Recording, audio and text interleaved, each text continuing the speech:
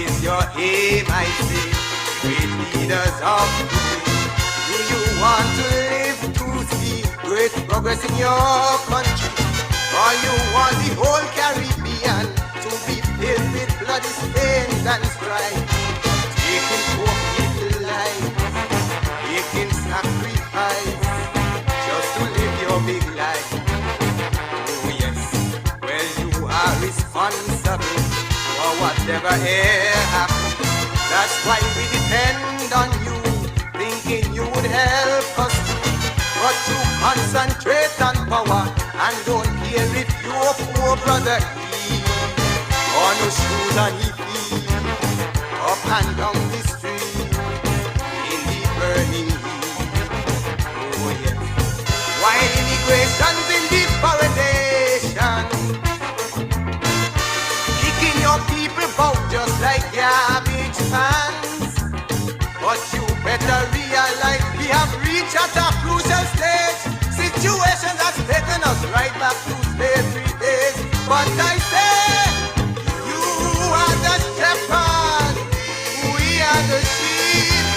You made a petition, and that you must keep. But how can we prosper with our lives in your hand when you hunger for power, corrupting this land?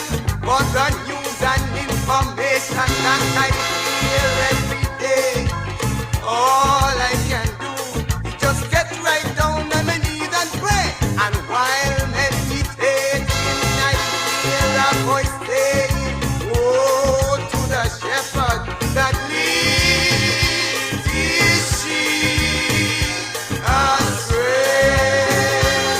Oh yeah, but I'm asking up the truth. Oh yeah, I'm telling you straight to your truth. Oh yeah, you are a big disgrace. Oh yeah, destroy the human race.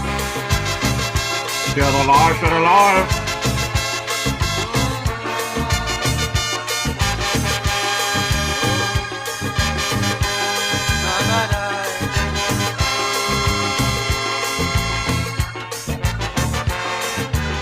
Every leader should be brave. It's a fact I must explain. Opposition leaders too, you're also responsible for when you perform malpractice, overthrowing government. I'll insist. If something like this is of your interest, then you're a pessimist. Oh yes, but if you live by guns, well then you will surely die by them. If you take my opinion, you can save a whole nation. All you opposition leaders and you ministers in government, why you reset and rest with content? Poor people can't pay their rent. But when you come to the public, you keep a show, telling us mega business. But I hope you know, hungry children starving their belly out while you feeding high. But how can you rest with content when you hear them cry and deny that you are the shepherd, we are the sheep? You made a petition which you would not keep.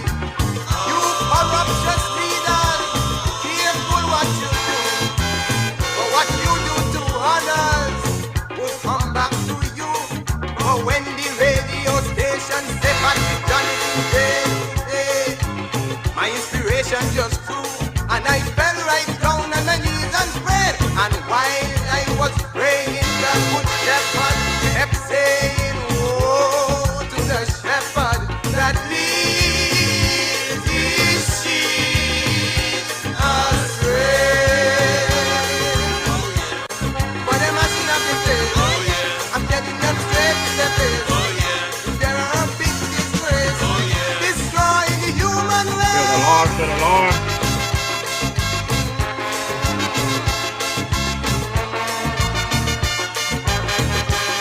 Oh yeah.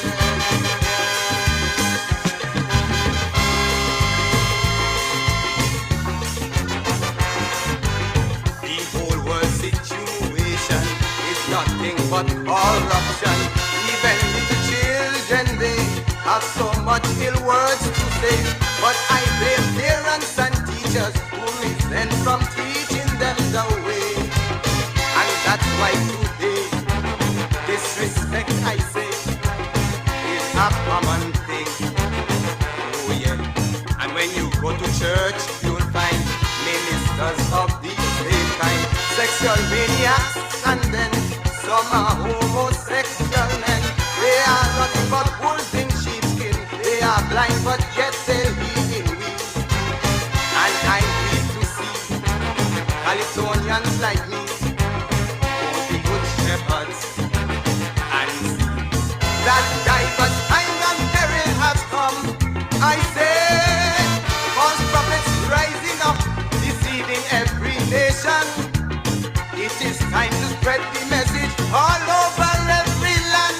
Stand up and fight and wipe out all corruption, and understand that we are the shepherds to care for our sheep. That is the petition which we have to keep. We promise to be leaders and to give instruction, but some only created abomination. Oh, the world is full of corruption and deceitful men today. So in whatever we do, we must get down on our knees and pray. For when we start praying, we gain understanding and know the good shepherd won't lead his sheep astray. He put a blessing in the place. I'm telling you straight to the face. He'll save the human race. Sounds of the King Starshield, and that one is called The Good Shepherd. I'm DJ Marishaw, and I'm coming to you live and direct from my bunker here in the Republic of St. Paul, St. Kitts. Yes, you heard it right. The DJ is back on stream right here in the Federation of St. Kitts and Nevis. And for those of you who might be just scrolling the web and bump into us and wondering what this podcast is all about, let me give you a quick listen here that you can understand what this podcast is all about. Wednesday evenings are heating up. Log on to DJ Marishaw's Facebook Live broadcast every Wednesday evening from 6 to 8 p.m. It's a frank and candid exploration into the social, cultural, political, and economic issues affecting our federation. And just in case you missed it, you can also catch the broadcast on his YouTube channel, DJ Marishaw. Subscribe to the channel on YouTube and smash that bell. You will be notified whenever he goes live. DJ Marishaw, every Wednesday evening, Facebook 6 to 8 p.m. or thereafter on his YouTube channel, DJ Marishaw. Log on.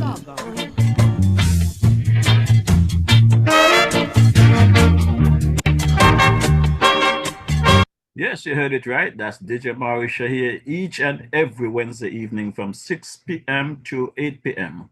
bringing you the updates about our beloved Federation of St. Kitts and Nevis. My good people, you know how we does it. We're going to go straight across to the sister island, Nevis. I hear what my boy Carbo have to tell us this afternoon. Cabos, located at Fountain Village in Nevis, is the go-to spot for your Saturday treat. Tantalize your taste buds with his delectable Cabos Delicacy Goat Water. Or, if you prefer some soul food, then Cabos Punji and Fish is definitely the way to go. Call ahead and reserve at 869-663-9694. Then make your way over to Cabos and enjoy the vibrant atmosphere while you savor your delicacy. Cabos, we are not changing, we are only improving. Food all over, food all over. You got the food all over. You heard it, and Carbo has the food all over Nevis Day, and Carbo is available for your special engagement. Just reach out to Carbo and let him know DJ Marishaw sent you. Now just take a listen to my sister Carmen of Carmen Caterers. Girl Sandra, you know where you can find nice fresh local food 7 days a week, one provision and all kind of thing. Girl, where? Right down there by Shellings, by Carmen Catering Services. Girl, she opposite the bus stop. Girl, and she also cater for weddings, parties, anything you want to cater for, funeral and all. Girl, and trust me, you're gonna enjoy the food. And she also selling bites and sundaes. Opposite the car shop, right down the main road. Girl, you could call 665-1494 or 663-6005 to order your food or go and pick up your food. Girl, the food will be finger licking and you get your money worth. You ain't want nothing better than that. You heard that. Sister Carmen is available every Monday to Saturday, right there in Shirley in downtown Bastille, right opposite the West Ferry Terminal, from midday until around 5 p.m. And on a Sunday, you can check Carmen there at the bus stop in Boyd Village, right opposite the Agaro shop. Just let Carmen know that DJ Marishaw sent you. Now let's take a quick listen to Brother Daniel across there in our sister island neighbors, giving you some business strategies. Welcome to Strategies for Business Success, right here on 2020visionradio.com and on 102.1 FM with business development advocate Daniel Arthurton. Each week, Danny will build on a foundation to ensure your success in business. Being in business can be daunting, and Strategies for Business Success can help you avoid the pitfalls. Join Danny right here on 2020visionradio.com, on 102.1 FM, and on your other social media platforms every Tuesday evening at 7 p.m. That's right, Tuesday evenings at 7 p.m. The time and place for your business dreams to come true. Yeah, that's my boy Danny there of the Hydro Farm there and Nevis. I also want to big up my boy, the man Banky and brother Mackie Truss. Now, my good people, for you drivers out there, I'll give you some good news from the 3A's other parts there. The man, brother Aston Coker. Attention vehicle owners and operators. Your driving experience just got better. Yes, you heard it right. 3A's Auto Services, located Main Street, Sandy Point, St. Kitts, where you have tire sales and installation, vehicular repairs, and other services. You can reach Mr. Aston Corker at 869-664-2204, 869-667-2071, or 869-665-0605. Yes, 3A's Auto Services, located at Main Street, Sandy Point, St. Kitts, just above the Brimstone Hills Fortress. And you can reach out to them for emergency roadside services. Remember, Brother Aston Corker is available 24/7. Just call those numbers. I just want to drive a motor car. I just want to drive a motor car. Drive it. Drive it. Give me one. Hey. Give me two. Hey, hey. Yes, you heard it, brother Aston Corker, right there on Main Street, Sandy Point, St. Kitts, just up the road from the main road for the Brimstone Hills Fortress there. So just that brother Aston Corker knows that DJ Marisha sent you. Now let's take a run across to let's take a run across here to Station Street, Old Road, St. Kitts. Let me touch my boy there, the man Guijo. As I drop into the Federation last Saturday, I took a run across to Station Street, beat a few dominoes there with my boy Guijo. It was a nail biter. So, you know, Guijo have one up on the DJ. So the DJ gonna have to go back there and have a game with Guijo on the weekend. It was very exciting there, though. I enjoyed myself there Saturday evening. There was a Rastaman on the grill doing some jerk pigtail. You know, I asked him to organize a veggie pigtail for me. And the Rastaman really nice me up, you know. Enjoy the pigtail, enjoy the selfish and things. So I want to big up the folks there at the Guijos. Let's take a quick listen. Check out Guy Joe's Bar at Station Street, Old Road, this and every Saturday for the best bullfoot, good water, conchs, bigfoot, and cook up. If you're in the mood, we also serve garlic bread, fried fish, green salad, and burgers. So remember, the place to be is at Guy Joe's Bar, where you can enjoy Ludo games, snake and ladder, dominoes, listen to music all night, and sip on some cold drinks. Yes, it's all happening this and every Saturday at Gijo's Bar, Station Street, Old Road. Yes, and let brother Gijo know that DJ Marisha sent you. Now let's take a run across to the Virgin Islands and check my body, the man Malvern Gums of the Spectrum Band, and hear what he has to say about the DJ. Hey, this is Malvern from Spectrum Band, and you're listening to DJ Marishaw, playing you the best in Caribbean music. You got that. Hey, this is Malvern from Spectrum Band, and you're locked into DJ Marishaw. Keep it locked. Right there, don't you move that dial. And my good people, I also want to touch the good folks there, the good water people there at the Island Purified Water, Main Street, Newton Ground, St. Kitts. I want to thank them for keeping the DJ hydrated when he's in the Federation. And I also want to ask you to support businesses that support you. Now, my good people, I have an added clip here to my podcast. I want to big up a legend in his own rights, the man, Dr. Garfield Alexander, for providing this clip through someone. So I just have to big up Brother Alexander for his thoughts and his message and his confidence in the DJ.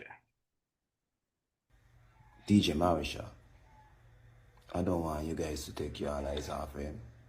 Remember, he's been around for some time. Let's go back to COVID and lockdowns. The gentleman came in, was locked down in quarantine, and then realized the total hypocrisy, tyranny, and oppression of the then administration during our most horriblest time. Spoke out. Not only spoke out, became an activist. And then you know what he did? Organize and centralize. And he never stopped organizing and centralizing until Timothy was gone. I don't even want to talk about the involvement he had before and the Douglas administration and the Harris. We ain't gonna talk about that. I'm just talking that during COVID, that man, both on this front, locally, and in the US, waged war against tyranny and oppression.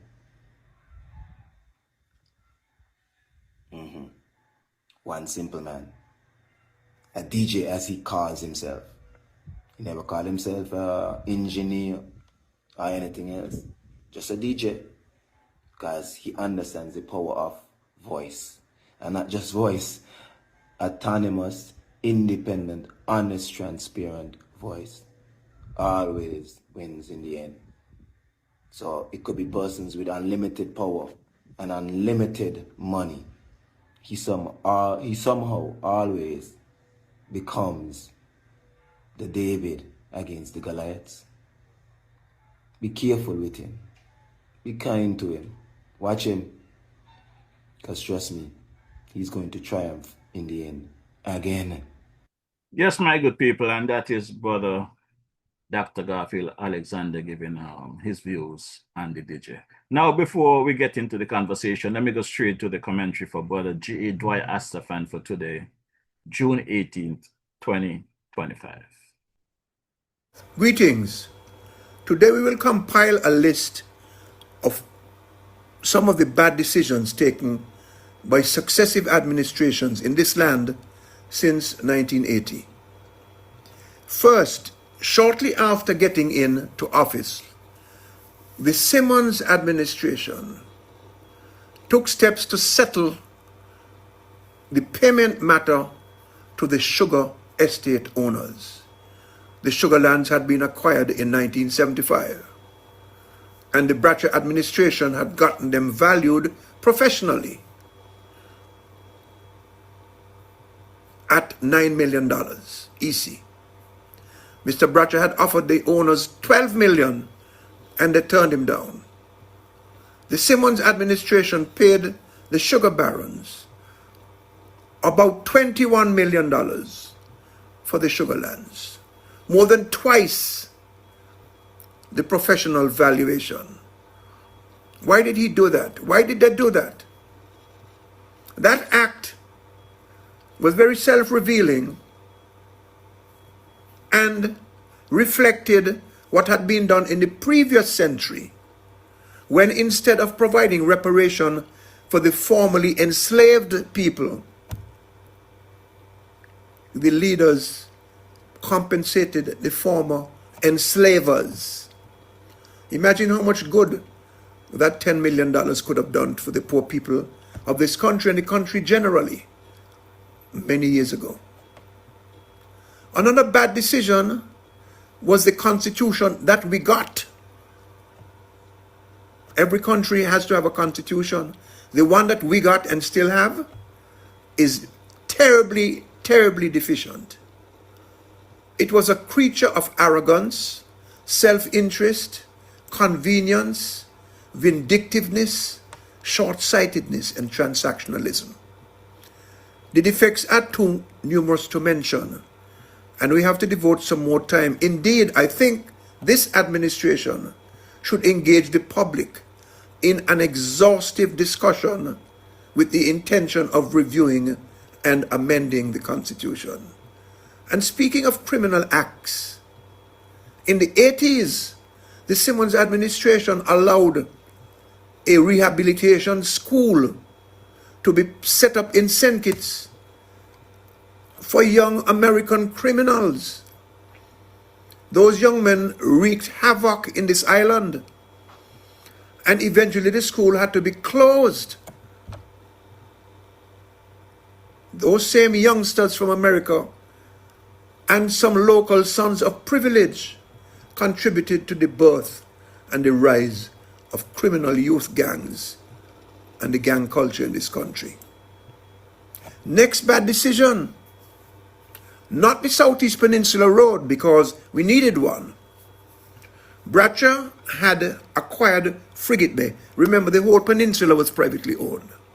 Bradshaw had acquired Frigate Bay, and the Frigate Bay development had begun. His plan was to continue the process down the peninsula.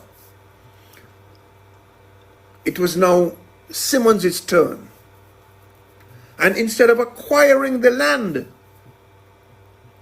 and then working out a fair compensation package and engaging capable developers and operators to turn the area into the gold mine that it is,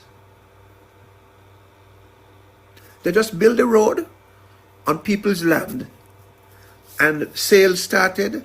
The landowners down there made a fortune. Nothing wrong with that. They were given an opportunity, they made it. And it was a bit of a mess, and to some degree explains the lack of resolution and completeness that we see today. Hundreds of years of speculation, and they allowed the speculation to continue. Indeed, a French company named Dumez, which at the time was building the Four Seasons Hotel in Nevis, bought 1,000 acres down at the Southeast Peninsula, not to develop it, but to hold it so that nobody could get it until they made their outturn at the Four Seasons. The Simmons administration, no administration, should have allowed that to take place, but they did. Now let's move on to the Douglas administration. Remember, these are just some bad decisions. We don't have space and time to chronicle all. I'm sure you can add to the list. Douglas administration, 1995 to 2015. First mistake, bad decision. Too much money and time were invested in the failing sugar industry. Then Minister of Agriculture Timothy Harris had all kinds of ambitious ideas. None very helpful. The cabinet went along with it, at the cost and loss to the country. We should have preserved the machine shop to set up a tool and die operation preferably in private hands, to make machine parts for boats, automobiles, etc. We should have allowed a limited amount of cane production for exotics out of cane and have a sugar museum set up. None of that was done. It still isn't being done today. Next major error was in relation to the Marriott development. A lovely development, continues to be our flagship hotel. But the arrangements between the government and the developers were too one-sided in favor of the developers. And in a number of instances, quite detrimental to the best interests of the people of this land. And in addition to all of that, the cabinet of which I was a member approved a submission from Dr. Douglas to allow the developers to hold on to and use as their own the hotel accommodation tax, which up to today would add up to maybe over $200 million. Think of what that money could have done for the people of this country, for the same hotel, for the hotel and tourism industry, for the entire economy and society. Bad decision.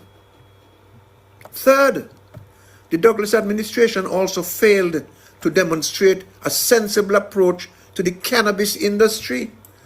And look at where we are today. When the sugar industry was closed and the fields were laid like that, monitoring and policing, people started growing cannabis in large amounts in the fields.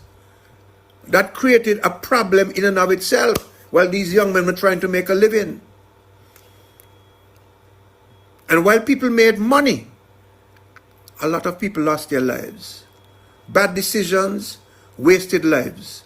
Almost a lost generation. Bad decisions. Fourth, the SIDF. The idea to raise funds for the country by creating a citizenship option whereby the applicants would make a contribution to the government is good. But if that contribution was to a non-government entity, for example, the SIDF, which was created for the purpose, although it was under the effective control of the Prime Minister, that arrangement had no transparency in it and was unacceptable. Also unacceptable was the fact that the cabinet of which I was a member contracted a Swiss company to have worldwide exclusive rights to market the SIDF option in return for 10% of the contribution for every successful applicant. And when they fell out with the Swiss company in 2013, they brought in CS Global. Same arrangement. Maybe the numbers were slightly different. Same arrangement. Up to today.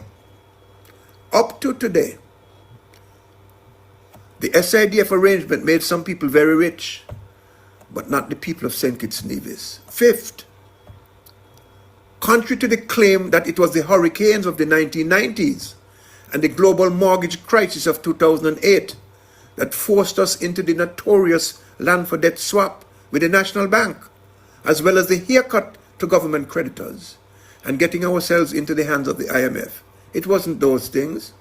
It was bad fiscal governance. Under bad leadership in the Ministry of Finance, first by Dr. Douglas and then by Dr. Harris. And then Dr. Douglas took the ministry back from Dr. Harris. But before that came the notorious agreement of June 15, 2007 between the government and KHT Holdings in relation to Christoff Harbor. Here are some bits of pieces of that agreement. And if you want to see the whole agreement, I'm sure that can be arranged. Clause 1 states that the laws of the Federation shall apply with regard to the resort only if those laws are consistent with the terms of the agreement. Do you believe that? The agreement is more powerful than the laws of the country. Clause 4 states, listen to this, that the government will give the joint venture down there a lease of the seabed at Ballast Bay, White House Bay, and Majors Bay. This lease to last forever for the handsome price of $1 a year. You know what the seabed is?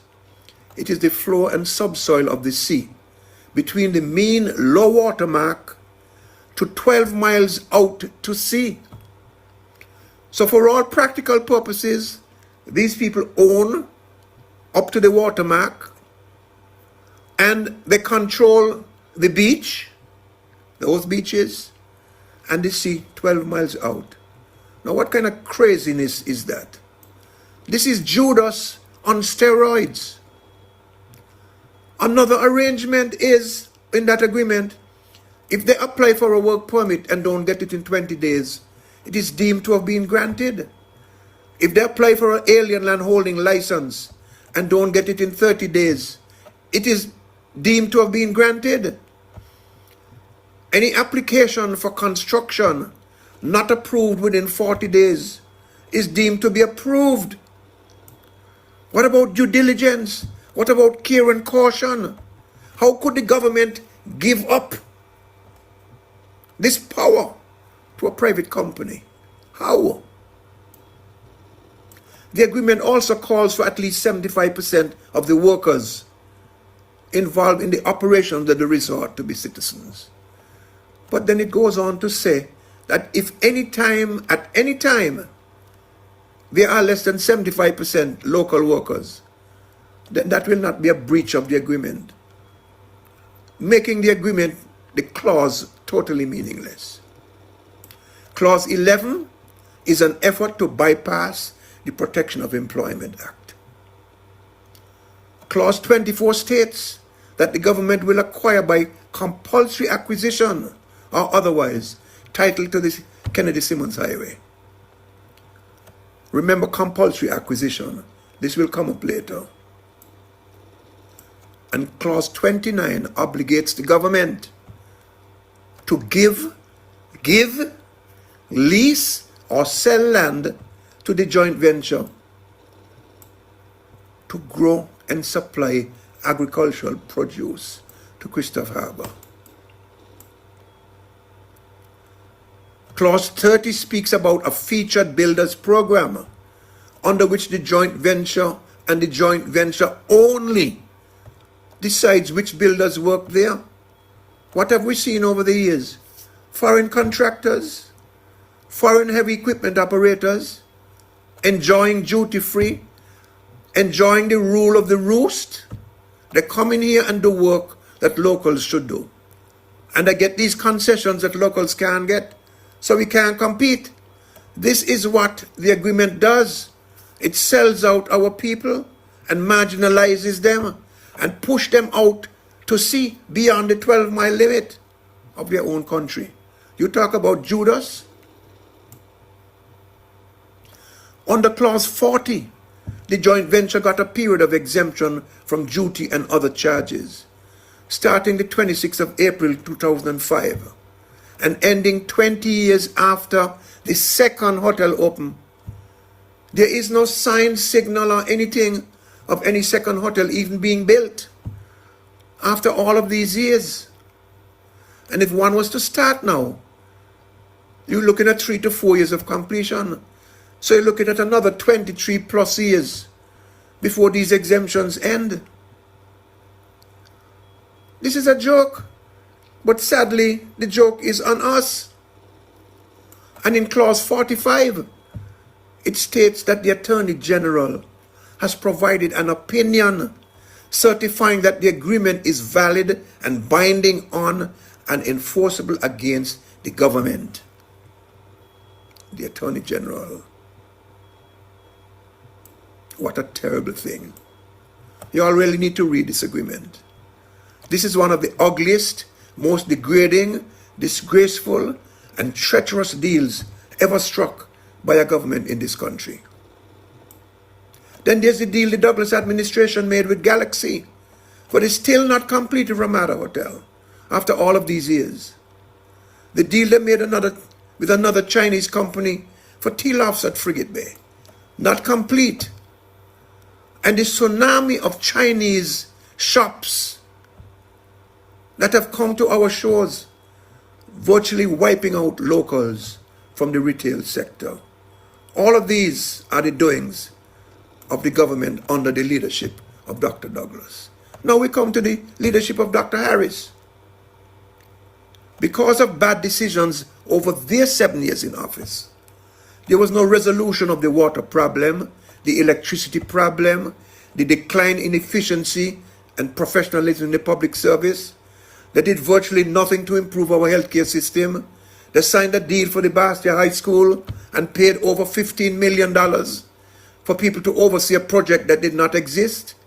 They did a deal with the cruise pier, which ended up costing the people of this land an extra $10 million US. Corruption on steroids was the order of the day. And none of the bad decisions of their predecessors were corrected. They kept the country locked down for too long from COVID and supported businesses that were firing workers who refused to take the vaccine. They did their best to get a broke and incapable Swiss company to do the solar project so that the Swiss could sell the power to Skelec, which in turn would sell the power to you.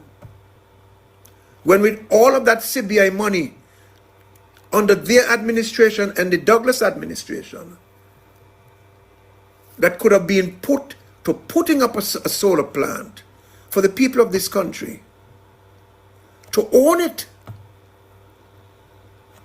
they went and tied a deal with this broke Swiss company, which eventually had to surrender. They couldn't find the money.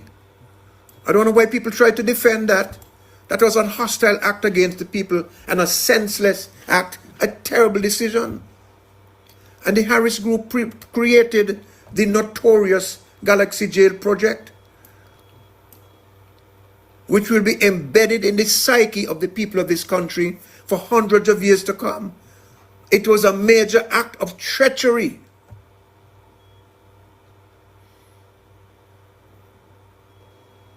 Unacceptable governance, never to be returned. Which brings us to the present Labour administration under the leadership of Dr. Drew. Here are some of their bad decisions. 1, too many misfits and incompetence in key position. Too many crooks around, like their predecessors in office. If this continues, there will be an explosion of embarrassment, and it will lead to the man with whom the buck stops, the leader. 2, too much arrogance, like their predecessors. 3, too much talk and not enough action. 4, continued politicization and weakening of the public service. 5, too much bad advice given and too much bad advice taken. Let me give you some examples. Prime Minister Drew was advised unofficially, an earlier clock, not to sign any of the certificates of registration for citizenship of any of these Galaxy Jail applicants. But his official advisors advised him differently. They told him that he had been set up by the former Prime Minister and that he had to carry out his obligation to sign the certificates, because these people would sue the government and embarrass us and put us in a difficult position. Although he could not prove, nor could his advisors prove, that any of the jail applicants ever paid the right amount of money. Whoever gave him that advice should be fired. Where is Robert Bradshaw when we need him most? I'm told that Dr. Drew got similar advice in relation to Christoff Harbor. Recently on a radio program, he had allegedly said that an attempt by the government to compulsorily acquire Christoff Harbor would result in heavy litigation and would serve only to tie up the development even longer. Now, I agree, it would be better if the developers could find a good group to buy them out, and so Buddy Darby and his people would move on and get out of the way. But we cannot wait for another 17 years before the second hotel is built. or the golf course is built, or another big player comes in to buy up a major section. We can't wait. Waiting has not served the people of this country, and waiting any longer is not an option for us. And while he voices his reluctance to move with compulsory acquisition, the very agreement to which I referred earlier mentions compulsory acquisition of the road. So they're not against it. Maybe they'll be against it if it is them. Like some people don't like wrong things, but they define wrong things as something somebody else is doing that they should do. This is just nonsense. The Douglas administration had exercised eminent domain on a large piece of land at Christoff Harbor, owned by an American citizen, in order to sell it to the Buddy Darby Group. Same Christoff Harbor, eminent domain, compulsory acquisition. Now, Dr. Drew is building a new hospital on lands that belong to private individuals. It is good that the government is having cordial negotiations with the owners. But suppose they decide they're not selling. I bet you he will exercise eminent domain and he'll be right. Because it is sufficiently important for the public of this country. It serves the public interest. Just like compulsory purchase of the rest of Christoff Harbor. There is more, but time is against me. So I will end with this. A wise man once said that the first method of estimating the intelligence of a ruler is to look at the men he has around him. Another wise man once said, first-rate men hire first-rate men. Second-rate men hire third-rate men. And yet another wise man said that an army of 100 lions led by a sheep will never be as effective as an army of 100 sheep led by a lion. We need to end this 45-year-old season of bad decisions and bad governance. And in order to do so, we need a lion. Dr. Drew, are you that lion? Yes. That's the commentary for today, June 18, 2025 by J.A. Dwyer Astafan. A lot was said about the history of our country, the rulers, and our CBI. But Brother Astafan, I must say to you, a few people have been reaching out to me and asking me the question that while they look forward to your commentary on a weekly basis, you seem to be missing some information in regards to the Le Valley golf course or whatever supposed to be taking place down there under your watch. So I'm just bringing it to your attention, my brother, that while you're doing your commentary on a weekly basis, people are paying attention and they need some updates and that matter. Now, my good people, as Dwyer said in his commentary there, is that Dr. Drew has received some unofficial advice over the years since he was elected and was named Prime Minister of our beloved Federation. I do not know where we went wrong, but from what I saw initially is that Dr. Drew would have been that person to take St. Kitts Nevis to the next level and try and rid of some of these corrupt behaviors that we saw in the previous administration. But to my surprise, we are where we are today. And I have to thank this citizen or individual that went back into one of my podcasts when I interviewed Dr. Drew some 2 years ago. And we post this next clip to highlight the conversation. I do not know whether they highlighted the conversation to show the support I was giving Dr. Drew, or they highlighted the rebroadcast to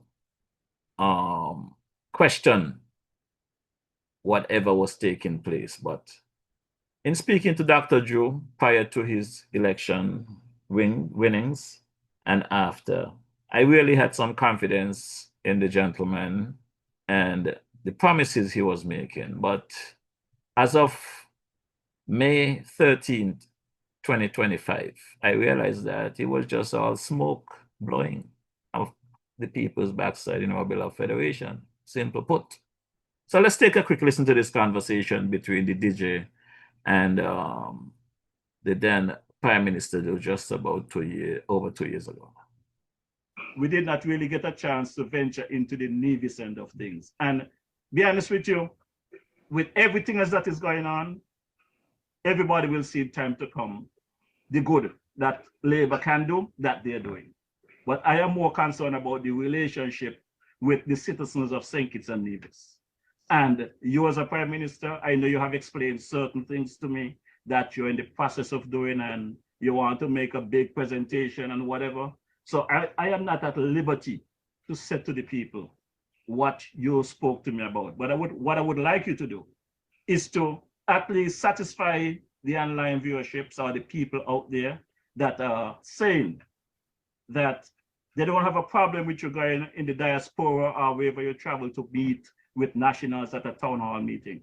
But Nevis is 2 miles across the waters, and you have not been there, it's 9 months. So, as you said, you had to stop the bleed before you can implement certain things in your work that you had scheduled. What you have to say to the people of Nevis. And there's another thing, and there's a second part to that. There are some saying on the streets about a lot of things with the NRP and the Labour and Dr. Jew. Dr. Jew, this is my way of dealing with things. You're a doctor. I believe in the way my grandmother used to do it. When we get cut, she take us down to the beach in Little Pan. She walk with an orange. She rub it until it bleed. She take us back home. She put the, what do you call it, iodine at the time on it. It burn, but it healed very well without any kind of infection. So we need to deal with this Nevis matter head on, because the people of Nevis themselves, the people them love the Prime Minister, they love what you're doing. All they're saying is that they want to see the Prime Minister in Nevis. So feel free to present your position. Right, good. So I agree. I've been to Nevis on multiple occasions. I actually went for the opening of the Nevis Island administration when the Parliament opened or the House opened. And so I have been there. The capacity as an official visit, I think they might be asking maybe interact on a different level. I am coming to Nevis and I'm planning a visit to Nevis that is actually on the plan right now. I hear the voices, and that had always been the intention to do so. As I said before, my intention and our intention in this administration is to develop the best relationship with the Nevis Island administration so that both islands can benefit from the resources and the development that each of us should have.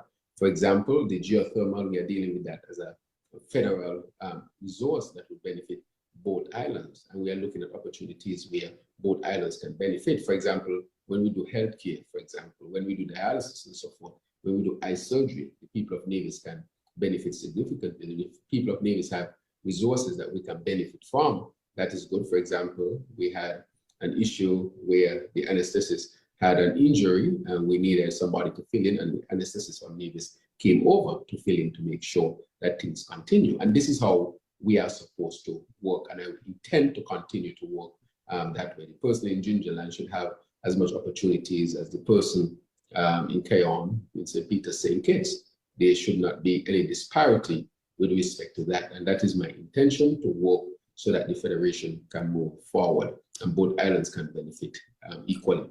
That is in an equitable way, let me put it that way. But that is why I kept saying that for me, any talk of secession is totally off the table, cannot be on the table. I'm traveling around the world, and I think people will take us for a joke if the smallest country in the Western Hemisphere is even discussing about secession. Secession should not, from my perspective, and I'm giving my perspective, that does not make sense for any of us at this point in time. And so we have to forge forward to see how we can strengthen the relationship, better the relationship. And that is why the AG spoke about putting a constitutional committee together to look at the Constitution to ensure that the Constitution reflects exactly what we want as people. The other thing is, just to piggyback on that, with the Constitution, we just went to the House recently where, we passed passed into law where Nevis Island administration can be sued and be sued. And that, of course, when he went to the court the first time, the court, in its opinion, there seemed to have been a gap, and we rectified that gap.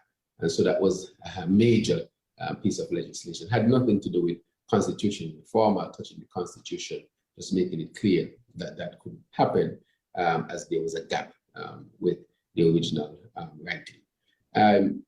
So I just want to say basically that that is our intention to work.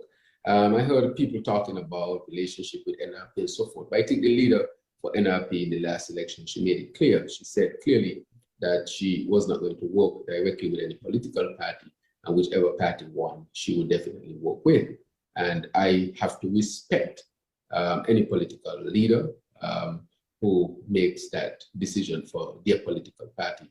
I have that type of respect. And if anybody were to reach out to me, I would always carry the wishes of their leader, because that was said publicly. And we understood that very clearly. And we said if that is the position that they would have taken, then our position would be, Labour has to ask for a clear mandate. And we went and asked the people for a clear mandate so that we can be given the opportunity to implement the policies that we know will benefit the people. And so as far as I'm concerned, I don't fully subscribe that there's some sort of rift between us and anybody. I think the leader of the NRP made it very clear. And I think if you go back to some tapes, you'll hear it.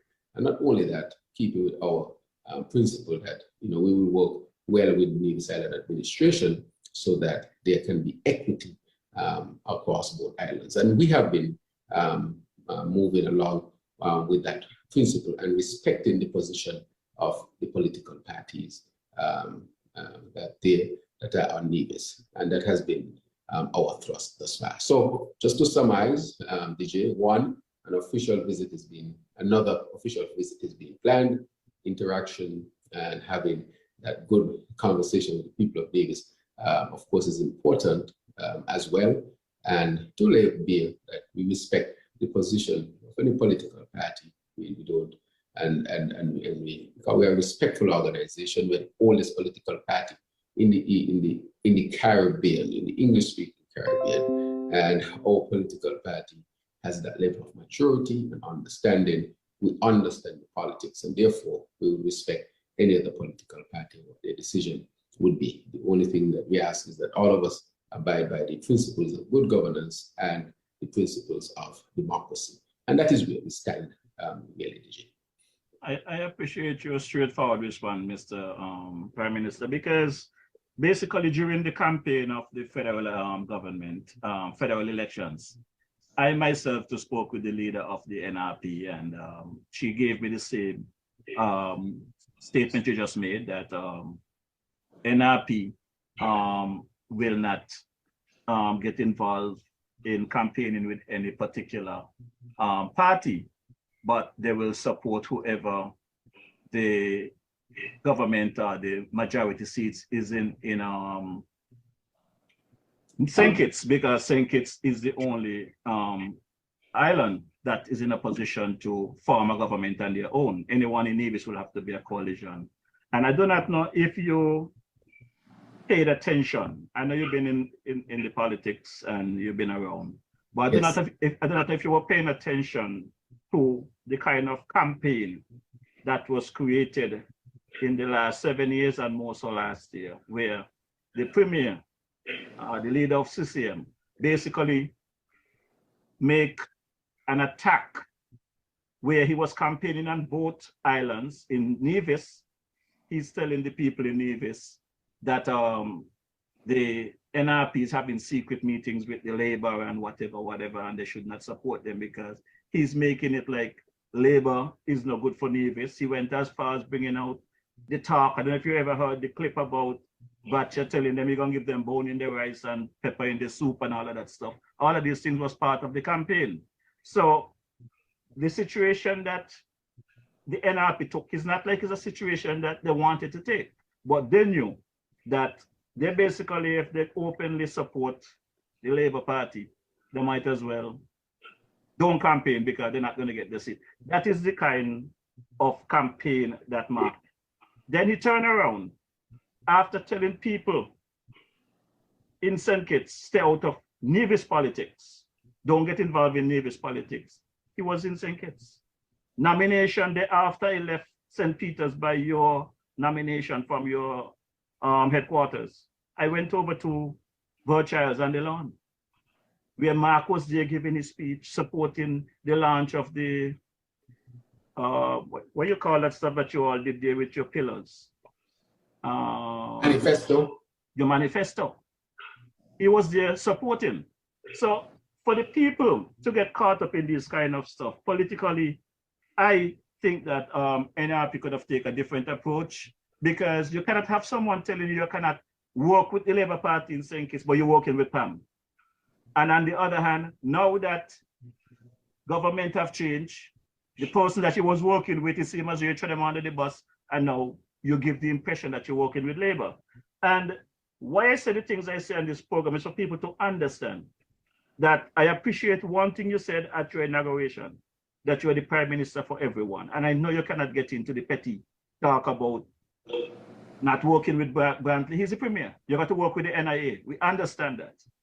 The part that the people are speaking about, and I have to support them with it, and I want the people to be clear on that they're saying that you come to New York, you go to Washington, you have a town hall meeting. Why not one in Nevis? And I said to them, it's going to happen. The Prime Minister heard you. The Prime Minister understands. But things have to be done a certain way. I know you're working on the opening of the federal office in Nevis. How is that coming?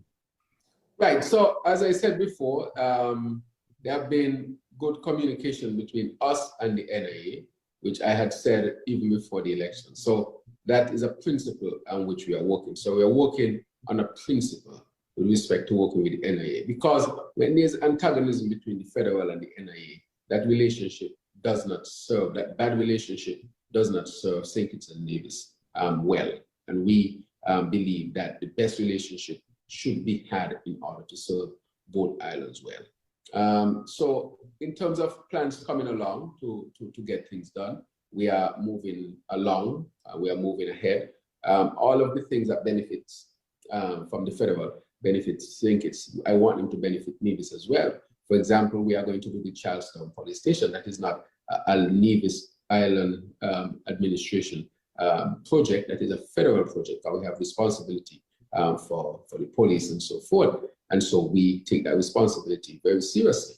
So anywhere we have the responsibility and we have to act, we are always willing to act, because again, we act from the principle that we should work well with the Nevis Island administration so that both islands can do well. And on the geothermal, the Nevis Island administration and the federal government, we have worked very well to attract 16.8, I think $17 million to help to further develop from the CDB to help to further develop the geothermal. So far, we have RFPs have been sent out, and those RFPs have attracted. So it is my intention, as I've said before, to work well with the Nevis Island administration so that Nevis can benefit as well. When we did the dividend, the people of Nevis rightfully benefited, because of course they pay their social security as well. And we have a number of federal projects where the people of Nevis are benefiting, and they should benefit as well. And that is my intention, that the people of Nevis do benefit. So I work with the Nevis Island administration. Those are who the people have elected, and therefore it is incumbent that the federal government and the Nevis Island administration have an excellent working relationship so as to give the best opportunity for these two small, very vulnerable islands to develop. There's very little room for error. The hurricane season is about to start, and we're having prayer tomorrow. And I can actually say that with each season is an existential threat to us. Got one major hurricane, and that can wipe out most of our wealth. So there's no room really to not have a good relationship. We have to continue to work at it. That is why we want to look at the Constitution and get it right. That is why we have gone to the World Bank and asked the World Bank to set up a framework as to how we would share our revenues. We need to revisit it. Because the revenue sharing spoke about taxable revenue, it didn't speak about non-taxable revenue, and therefore we have to get that part of it right as well. As again, so that that boy in Gingerland can have the same opportunity as that boy in St. Peter's. We should not have a setup where there is inequity in the system. And so in a great sense, DJ, I think there's great opportunity to continue to work. So that part about interacting with the people of Nevis, I have done so, but it needs to be done more, strengthening more, and we are moving to act because it is the right thing to do, and it is always the intention of us to do it. And when the people speak, well, you know, they inquire that as well. So I respect that, and we are moving on that as well. So my good people, that is just over 2 years ago.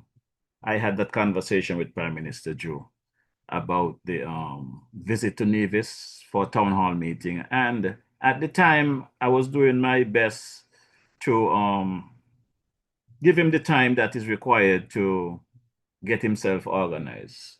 But as I said, hindsight now have shown me that all the Prime Minister was doing is blowing smoke, because look, it's almost 2.5 years later, if not 2.5 years later, and still no visit to Nevis for town hall. And there's so much other things that I have realized that was lied about to me and misled. So we also have another clip here. And this clip really is coming from the other end, the NIA, the Premier. So let's take a listen to this clip. I wonder, Sam, if you could start by quickly walking us through what's been going on in the Caribbean in terms of some of the tomfoolery we've seen on real estate and switching of applications. What's going on, and why is it so important that we talk about it? Well, thank you. Hello again. The year we passed and the year we're going to have ahead of us is going to be troublesome. A lot of truth is going to come out, and it's not going to be nice. It's going to probably implicate head of governments, head of programs. It's going to implicate millions of dollars of money that is going to be lost. And what's sad is the fact that the people who are going to pay the price are the poor people of these islands or these countries.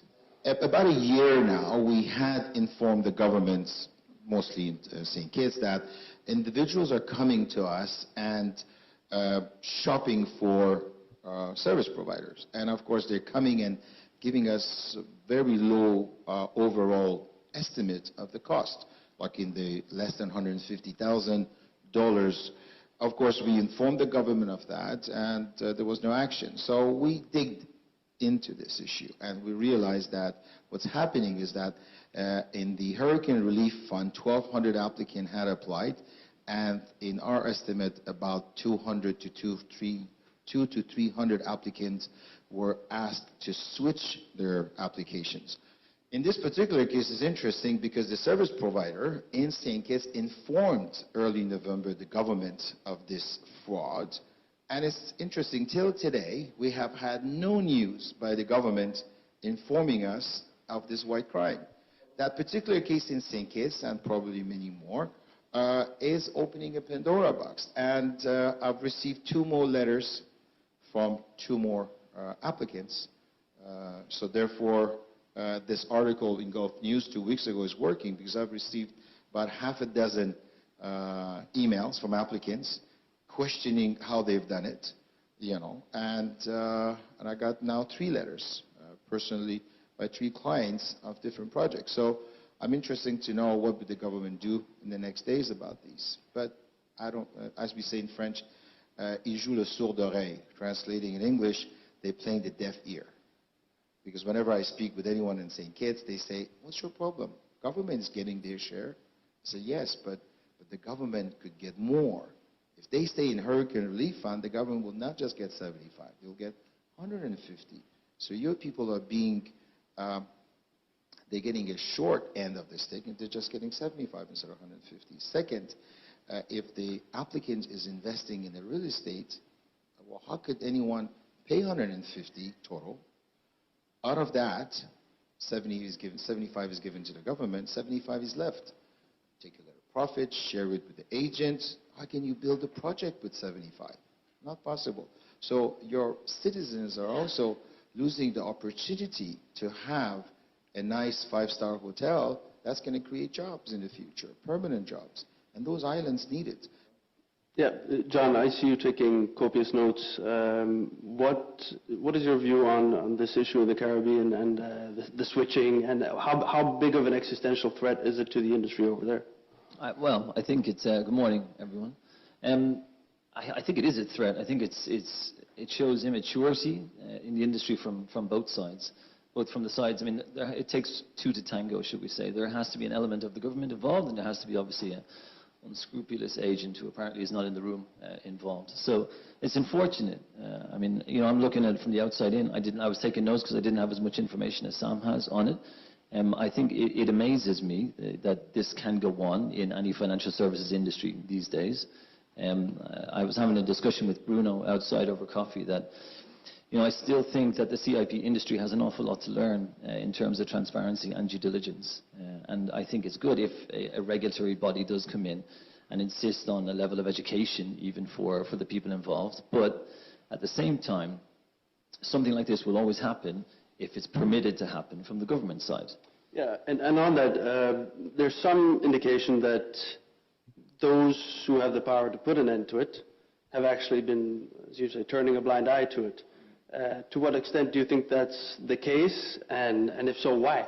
Well, it must be the case. I mean, I think Sam is very respected in this industry, and I think if he can't get a response, I'm certainly not going to get a response from somebody in St. Kitts or any of the other islands or jurisdictions. So it would therefore make the assumption that there's higher levels involved, perhaps, and Sam is being told to keep quiet because perhaps people are winning on both sides, so Sam is ruffling too many feathers, perhaps. Yes, my good people. That clip, actually, I pulled up the wrong clip for where I was going with this conversation. But that particular clip takes us back to the prison project under the Team Unity administration with the underselling of the passport, which, as I said previously, that conversation took place prior to the new Labour administration. So we campaigned on those things.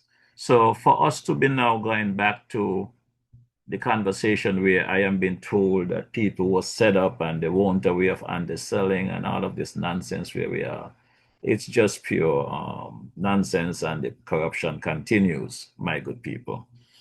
And I'm going to drop the clip now that I was trying to get to in regards to the NIA, where if you listen to the pundits, you would hear that the Premier of Nevis, who is now the official royal opposition leader in the parliament, and also the Premier of Nevis, they would say that he mashed up the Team Unity administration for fair share. But some 34 months later, now that the same things that Prime Minister Harris told him about going to the World Bank to get some recommendation, he did not want that. He ended up accepting it from the new Prime Minister Terence Joe. And it's been some weeks, if not months, since this document was received by the Prime Minister and by extension the NIA. But some folks are too busy on their trips and planning their lives to look at the matter and bring it to the people. So let's take a listen to a caller calling into the Andy Mark Show. Your presentation tonight, but the part that catch me, you said that you don't need for fact check. You know, like when you come and you say something, you don't even need for fact check because I just the truth. So the question I go ask tonight, Premier Brantley, how much closer you be to now to the fair share? Well, as I've said in the past, I can't say how much closer I am. What I can say is that the promised study, analysis, whatever you want to call it, that the Prime Minister said he was having done by the World Bank, that has been completed. It has been shared with us in Nevis, and we are doing that analysis. I confess that it has not proceeded at the pace that I would have liked because I have been traveling quite a bit unusually over the last few weeks. And other colleagues have also been from time to time out. Today, for example, is our usual cabinet day. We did not have a cabinet because I was out, and so is the Honorable Eric Evelyn, who is away on personal matters dealing with some issues. So we have not really had the opportunity to sit as a cabinet, and I have said to colleagues that what we would need to do is to really have a special sit-in, just so that we can come to our position, and then we hope to engage with the federal government. So it hasn't progressed at the pace that I would like, but what I would say is that we now have the analysis, the benefit of it, and that is being assessed by us. So as I have been very clear to the public, when I have a position, I will certainly be willing to come and to say what that position is. But your question of how close we are to it, I can't really say that it's going to happen next week or it's going to happen the week after, but I can tell you that we have the study that was done. Okay, because you know, it don't nice if it come in even before culture armor. You know, that wouldn't. You know, my good people, as I listen to these politicians playing the game and just pulling the wool over people's eyes, it's really heart-wrenching, because you can see even in our beloved Federation of St. Kitts Nevis, you got pastors, doctors, lawyers is caught up in the mess who are defending the wrong. But I'm going to highlight a pastor this evening who apparently have taken a stand about the politicians coming into church and making their plea and trying to pull wool over the people's eyes. And he tell them that on his pulpit, they're going to do it from underground. So let's take a quick listen. God tried to show us that we need to come back to ground zero. Because all the changes that happen in the world, a lot of times they're not of God. It's secular people get into all kind of positions. And let me say this for starters. All of you who have this idea in your head that Christian people shouldn't be in politics, I disagree with you 100%. If you want to see change, you must have righteous people. I can't understand how the church could say righteousness exalted a nation. Don't clap yet. Let me make a point, but it's a good point to clap on, but let me make a point. I could never understand how the church could talk about righteousness exalted nation. You're going to keep prayer meeting all night for a righteous nation. You're going to pull down heaven and break down hell for a righteous nation, but you're going to vote in unrighteous people. Somebody help me here. You're going to say, well, Pastor, those are all the choices we have. Those are the choices you have. Because when people said, well, you said it's not for you. It's dirty, it's not for you. Daniel was down in Babylon. The Bible says he had a more excellent spirit. He didn't ask nobody no question. He was just doing God's work. They came for Daniel and they write him in. They said, Daniel, you is the one to run the kingdom. Some of you gone quiet because you don't know your Bible, but all I preach to you is Bible. Joseph was down in Egypt. They sent for Joseph. Without a resume, Joseph became governor of Egypt. You want a righteous country, you got to have righteous people. That's how it works. You want a righteous judiciary, the judges have to be righteous. You want a righteous legislator, the legislators have to be righteous. They're not just going to get in there and turn righteous. Some people have no use for the church, except when it's a political campaign. No use for the church, no real use for the church. But when it's a political campaign, everybody wants to come up in God's pulpit. All the politicians can come here, but they're going to talk right down there. Right down there, they're not coming up here. They're not coming up here. This is God's sacred desk. Those who preach the word, come up here. You can come, we welcome everybody. But when you come as a politician, you're going to make your political speech down there. Because sometimes they come and don't even acknowledge they're in a church. I mean, it's okay, you're in the church, you go on and you're in the church, man. Have some respect for the space. If I go to pray in the parliament or someplace, I can't get up and preach a sermon, and I've never done that. You ask me to pray, I get up, I start, I pray, I sit down. I don't get there and give my ideology and preach a sermon. I don't do that because that will be considered disrespectful and out of order, unprofessional, distasteful. When you come into the house of God, there must be order. There must be decorum. There must be respect.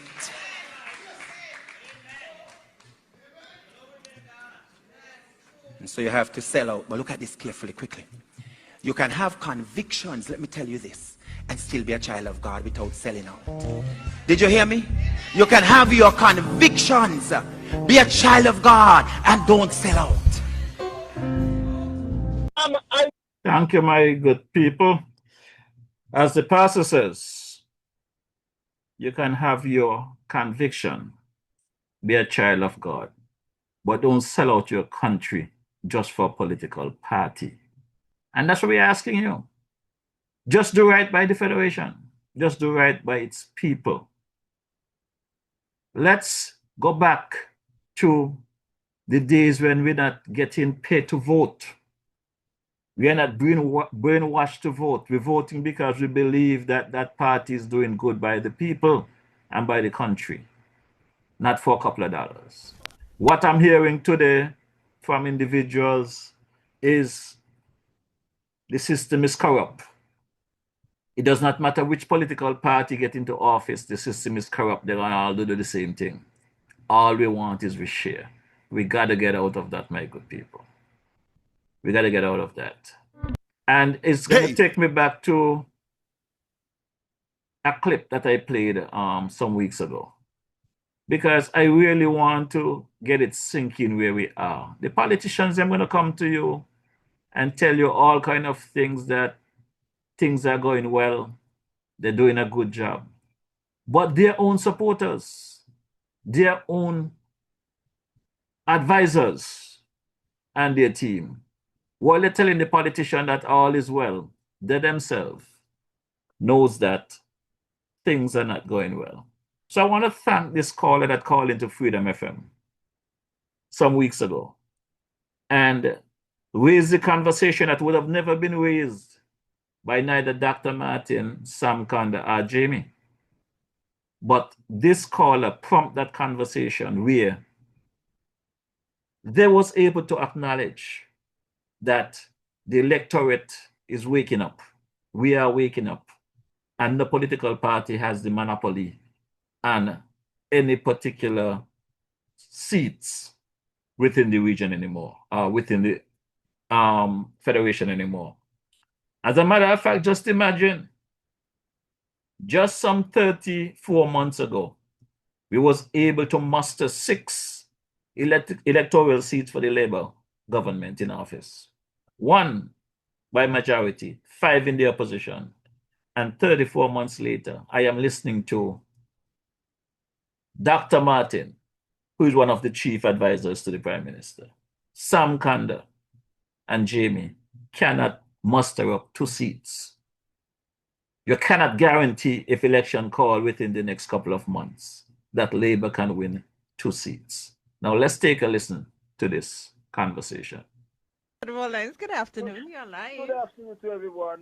I just want to be devil's advocate at this moment. Sam, Dr. Martin, and Junie, the 3 big guns. And Junie? Yeah, and Junie Labour. Oh. You all name, I was listening to a tape, and you all name were called, mentioned by DJ Marishaw, saying that rather than defending the country, the people, you all are defending Labour. Labour. So I thought I would get a little thing to that, but I understand. Okay. Yes. What is your take on that? Okay. Well, hold on. What evidence? What evidence was provided? No. Okay, go ahead. I will make a response. What evidence? We ain't got no time for this Oh, afternoon. we don't. Okay, next week. Yeah, next I week. think that needs a full afternoon discussion. But Right, let me just tell you. We can't do this in how many? Yeah. We can't do this in 11 minutes. Let me just tell you, mate. Right? I'm going to remind you all. No. Let me just tell you something about Sam here, right? Yes, Sam. Yes. There's a quotation from Mark Twain, who said at all times. Let me hang up. Yeah. Okay. Yeah. Mark Twain says at all times, people must defend their country and their people. They must support their country and their people. And they support a political party when the party deserves that support. And that's me. At all times, I'm defending and supporting my country. Last week, when Junie was chairing, he introduced us with certain adjectives. One of them was patriot. Right. That's all I have to say. And this is Patrick Martin. Okay. The lines are open for two minutes. You can call in at 662-1065, 465-6474, or 465-0546. We're going to go to the comments on our social media feed. Let's see if there are any comments. Please, you don't waste your time on that. Right, that's the first comment I'm seeing. I don't know on what. Someone says, big mistake by Sean and Mark, big political blunder to give Timothy prime ministership with 1 seat. What about what's going on with the saga with DJ Marishaw and the prime minister? Any comments on that? We ain't got no time for that this afternoon. Sorry, we don't have the time. We gonna soon have to order new politicians from Amazon because most these, no bad. Jamie said you're not going to address Labour turning where did you me? Well, I don't understand why people want to mix me. No, I'm not going to address it. I don't have any information on it to address it. Somebody said Batcher used to like to ban any song that not favored by his government. Lord boy, you like mix up, Mark need to end.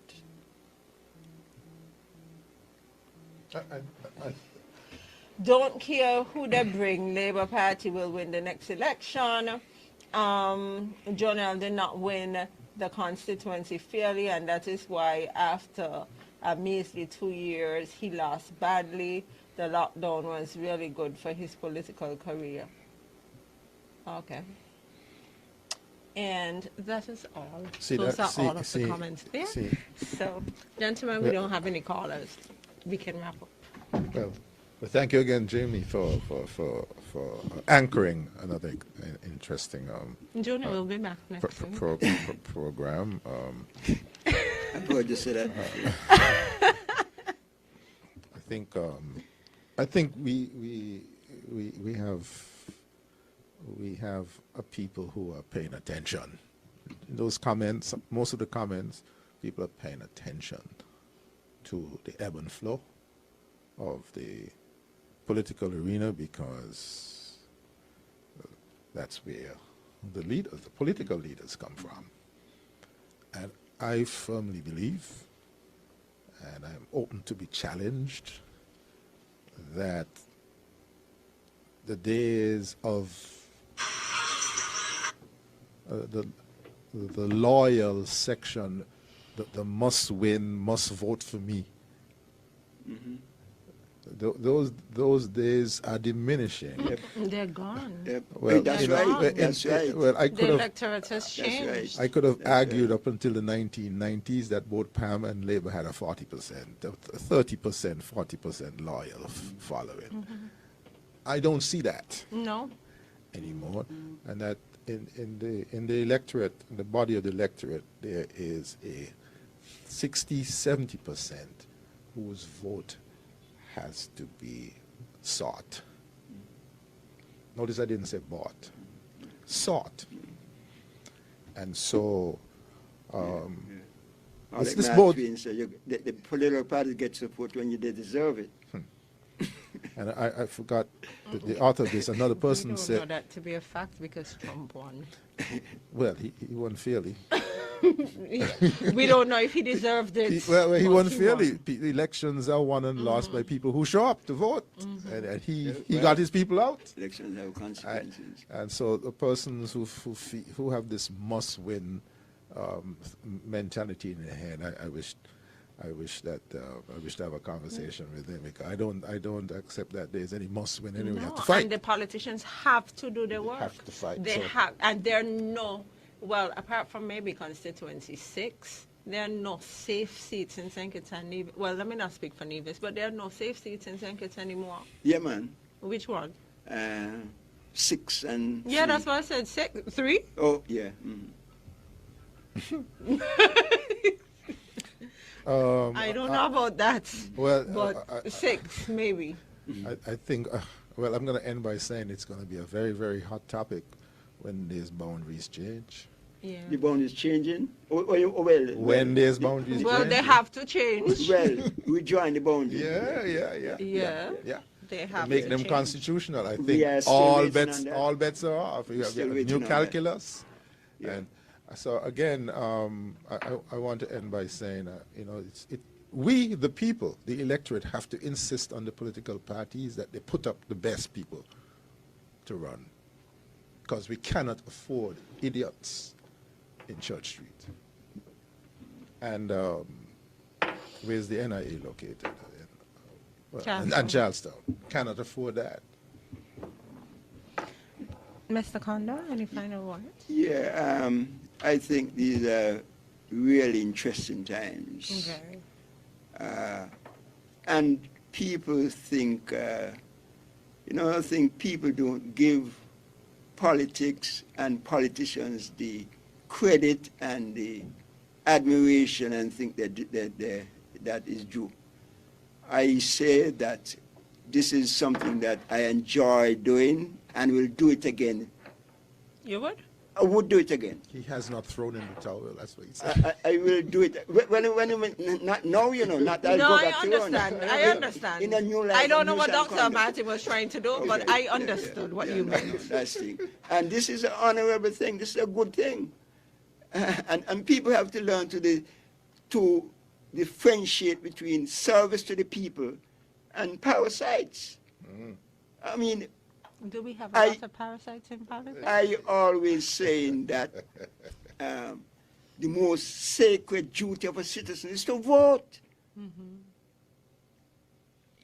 Without government, life will be nasty, short and brutish. But I can. There's nothing wrong with the politics. It is the people who are involved. I can also understand that sometimes people become disenchanted with politicians, as the person wrote that. The person wrote that all the politicians bad. Yeah, all the politicians. Right? But people have that notion that a lot of times people enter politics not for the good that they can do for the people, but the good that they can do for themselves. Absolutely. Right? So that makes people not really want to go out to vote. So it is the politician's job and the job of conversations such as these to educate people about the importance of making the right decision. Yes, my good people, as you heard, there are a lot of parasites over there on Church Street. I remember the campaign of Dr. Joe at the time while campaigning in 22. He said he wants to become minister for the good that he can do, or the good that the Labour Party can do for the people of St. Kitts and Nevis. We have now had the experience for 34 months, and we realize it's not about the country, it's not about the people, it's about self. And Sam Kanda put it correctly, parasites. And who is the better person to give that opinion than a former deputy prime minister, a former parliamentarian? He's seen it, they know it. And this particular clip I just played, believe it or not, that was mysteriously removed from the Freedom Wall, because I am pretty sure that this is not something that the current administration would want to be out there in the general public. But the DJ was able to capture it before it was taken down. And I will be bringing it to you weekly as a reminder that, my good people, the time will be coming shortly for us to make that decision about who we want to run this country. And I guarantee you sure that none of us want any parasites over there at Church Street. It is very clear with the deal of the Christoff Harbor, which I'm going to put off for next week. It's really affecting us greatly. But what I want to write about now, there's another clip I want to play. And this particular clip is what actually got me interested in getting Dr. Garfield Alexander on my podcast to continue the conversation, because the conversation that Dr. Garfield was having with Sam Kanda and the hosts that Friday afternoon on Groundings, basically, I don't think they were giving him the time to give his input. And as you are aware by now that Dr. Alexander came here, we had a good conversation following this podcast on Groundings, and you guys have seen where that had went. So let's take a quick listen to this exchange with Dr. Garfield during his time at Freedom FM. Because we don't know. Because somebody failing at school doesn't mean that they fail as a human being. No, I never thought that you were saying that there. I'm just saying that I want you to see it as a barrier, because when we say elitist, it just sounds like it was only for a certain few. The barrier was placed there for us not to elevate. I got you. Because you see, I think, I did my entrance exam to the grammar school too, I did it, and I thought I was going to. What the story was that if you don't hear from them, it means that you're going to be all right, Right. And so I hear from them. Well, I hear from them to tell me that mean all right. So you got rejected? Yeah. So then it's a black Sam, because you're one of the most brilliant men, I mean, it's talking about mine. I'm talking about your ability to hybridize and move beyond yourself. Humble yourself when you need to. Take second place when you need to. That shows more brilliance than a lot of the persons they see around leading. So I don't want to ever think that you being black and you, because you didn't do the, if you were black, that institution wasn't an institution for us. Well, I agree. And you were blocked. I agree. And you later became the Minister of Education. Absolutely. Right? The man leading education. Absolutely. And now that we and Sam about that same thing, Sam, and I posted about it the other day, because again it was very, very insightful. I was invited to do the keynote address at the Chamber of Industry. What was it? Academic excellence. Academic excellence, yeah. Award. No, it was a dinner. Okay. I'm trying to remember. It might have been at the Marriott, this one. Yeah, okay. But you, as the Minister of Education, well, you might have so much of them you don't remember them. And you were talking, so this dinner attends the top CXC, all the top students, and the top, I think they used to have some of the athletes as well, the top athletes as well too. And Sam spoke just before me. And I don't remember all the other details of Sam's address, but he's a minister I always is used to listen to when he speaks, because he has the ability and the humility, and because I know he has a background, because Sam was also the head coach of the national football team, Oh, okay. So. And a football player, cricketer. So he graduated from a school that most of our leaders now don't have, where they've captained a side. They've led people. They've done human resource management even on that level there. So when I hear him speak, I listen. And Sam punctuated by saying, because it was about the time that the stock market crashed with that bubble, that like almost everybody that was brilliant supposed to know that this couldn't last forever. And it did. And Sam reminded us, all us in that room, not just the students, that is the most brilliant amongst us that always fail us. So at some point in this present, we're going to have to stop measure leadership by brilliance, or by brilliant speaking. Because I could see, even now with all the mistakes I've made at approaching age 50, who really should have been our leaders. And I'm not saying that they should have gotten that place, and it's an insult. I'm saying no. I can see after making the mistakes, who really should have been. Like nobody that has never led a team could ever lead me. Nobody who can lead in the home or lead the household can't lead me again ever in this life.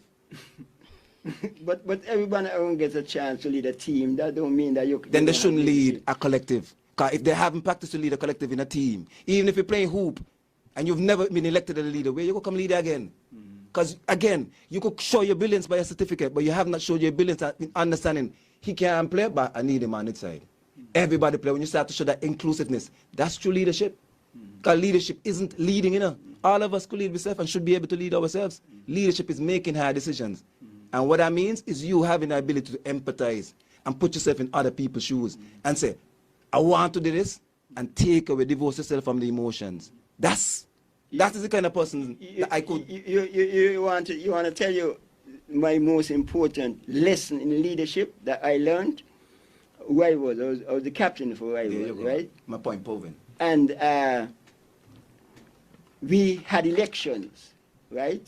And it was a tight thing between me and Sam. Sam Bowie, the black Sam. Yeah. We had 3 Sam, Sam Frank, Sam Bowie, and myself. 3 Sams on the team. 2 black and 1 white. Yeah.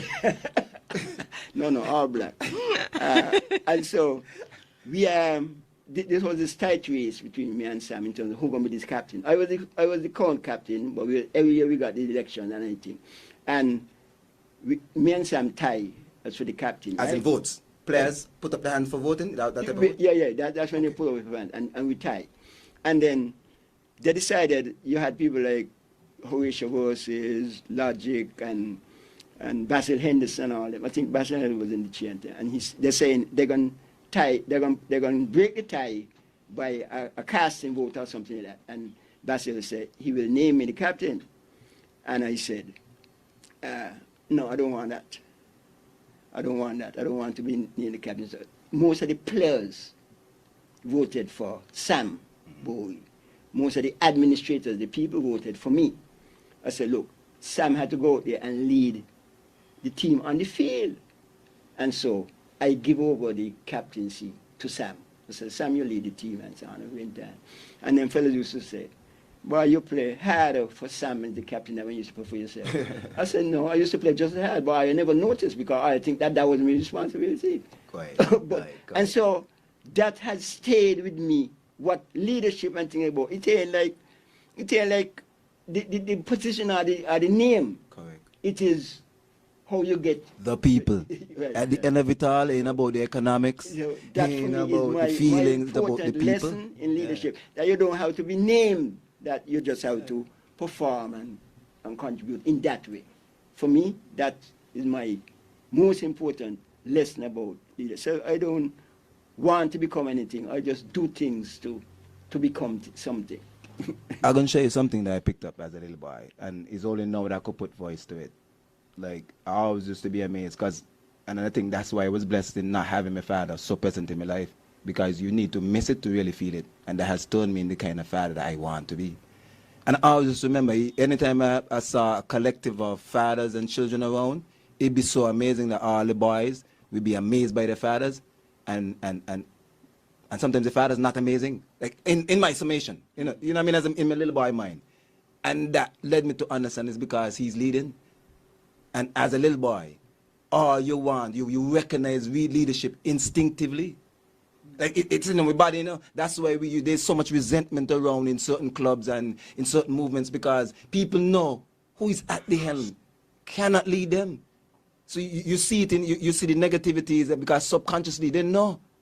Because leadership, again, is example, you know. So you can't come into my office as my CEO and I know you're not leading in all them other areas. Like in important areas to me, as a man, that makes me think that is manly, and you're not behaving in that area, but all of a sudden, you walk into a room and with the office or title, you're all of a sudden leading me. You know that is resented by the human body, and you see it. What you're saying is so significant, because I have a friend, a very close friend, and we have these conversations all the time, and he always says to me, Jamie, nobody who cannot lead themselves and is not comfortable with who they are as a human being could lead me. He says that to me all the time, right? And it's not about any one particular person. He could see these qualities in people and say, well, you know, you ain't comfortable with yourself. How are you going to lead me? And sometimes when we are looking at leadership, sometimes when we are looking at our elected officials, these are things that we need to look at. We don't need to look at the party structure so much. We don't need to look at who we like and who we don't like and them kind of things, and who giving us this and who giving us that. But we need to look at the individuals. Because if we don't, we're going to always end up in problems. Similar to the problems that people in the U.S. are now experiencing. Absolutely. Right? Absolutely. Right? Because we could see that the man ain't comfortable with himself. We could have seen that. Right? But he came up with some dog whistles and, you know, the racist comments that The were... emotions again. Exactly. That create attachment. Exactly. So this past week, and I'm happy that we discussed education and the importance of education, because we're now seeing the man, President Trump, for those of you who don't know who I'm referring to as the man, but he has put a pause on student visas. We know that a lot of our students, they want to go to the U.S. And Garfield, you raised the point about the Clarence Fitzroy Bryant College and the potential it has to transform lives in the Federation. Because if we can get that college to the point where it's university, I think they're already doing some bachelor degrees, right? We could be in a position to just say, well, listen, and you have leave them with the thing. You know? Autonomy. Leadership is autonomy. You support, you finance, so you don't create autonomy. So we don't have a college and it just means a college. We start to move it to the point where people want to travel and come here to our college. The same thing we do for our hospitals. We rise them to the level for ourselves, not for anybody else. Because we want the latest there for us. And then persons by affinity are going to say, all right, I always say in the Kitchen talking about the hospital, they ain't going nowhere. Because we want to do the opposite and hope to attract. You can't be flying off to the States and lambasting your nurses and your institutions and then think people are going to just fly They're over. not gonna come. It begins by you loving it. They're not going to come. So and then we see that and you mentioned healthcare, but healthcare and education seem to be always on the lowest end of the totem pole. Right? And you must ask yourself why. We speak a lot about healthcare and education, Why? but do we do the work though? Well, I think, I think we are, well, maybe not enough. And with our limited resources, there's always going to be a challenge. But healthcare and we find education... resources for other things, you know. Yep. And Mr. Conde, you want Sam me won't be on the firing spot for this one. He's the only one that was in a place where the difference could have been made. So he not that he needs to justify. I'm just saying he should have the reasons why, because again. And you tried to make changes, because I remember the green paper and the white paper and all the papers. No, and it's just a white paper. We didn't do the green. It's just a white paper. Okay. And education. But you know what stands out in my mind and tells me that we're not serious about education? Whenever a government changes and you have people in certain positions and you no longer want them in those positions, where do you put them? Where do you put them? In the schools to teach. These people are these people never had no interest in education. No, they never taught before, a lot of them. Jamie, I understand what you're saying, but I don't like nobody to say that. I don't like people to say that we couldn't be where we are were it not for our emphasis and focus on education. In terms of comprehensive rising education, universal access. I mean, that fantastic. But that was done since, Sam, that was done since Clarence Fitzroy. Those interventions, and that would be, what I call it, like a baton. So if Clarence Fitzroy was the architect of that, we were then to build the building. I agree. So we should have never stopped. So again, we must be able to look back and see the mistakes we make. Absolutely, I agree. And clearly say and take. We're not issuing blame. That time has passed. But we're saying our education can still be talking about Columbus. Can still be saying that the Caribs used to eat the Arawaks, and can still be giving that emotion and that culture of it as if the Europeans came here and saved us. And we're happy they came here. And we're happy we're civilized and we walk on with t-shirts and mark, established 18 whatever. No. So I'm saying we're supposed to have an education. And before I even talk about those little idiosyncrasies, I want to talk about how is it that you're going to go off to America, Europe, wherever, learn engineering, and you come back and that engineering is never applied to a kitchen context. You come back as an engineer, you have this context. Let me speak of doctors. So So you understand. A doctor that doesn't come here and do a detailed study on what's the impact of vaccines we've had in our nation. A doctor can't come here and do a study on the Rastafarians and all the things that they've said about them, about not taking the vaccines, about doing home education. Because remember, they started all these things. We just come back to St. Kitts with these Eurocentric ideas and pedagogies and continue them. And then we open up the CFBC, and the pedagogies we're teaching there are all foreign and imported. The pedagogies have to speak to our heroes. Why doesn't have a course down there that's all about our heroes? Because you learning of your heroes and the impact they've had on your history lets you know, informs you that I can make a change. And then we wouldn't have a citizenship that's waiting on politicians or waiting on a great leader or savior. But do we want that kind of course we citizen? want that. Do we? Do we really want that? Do we really want Depends on who's we. the collective? No, and that's the thing, we have to start speaking the collective. There's no, the collective is Do we there. really want people who would stand up and make a change? Stand up and make a change in terms of anything. Yeah, man, we definitely like change. We like when we pay increase.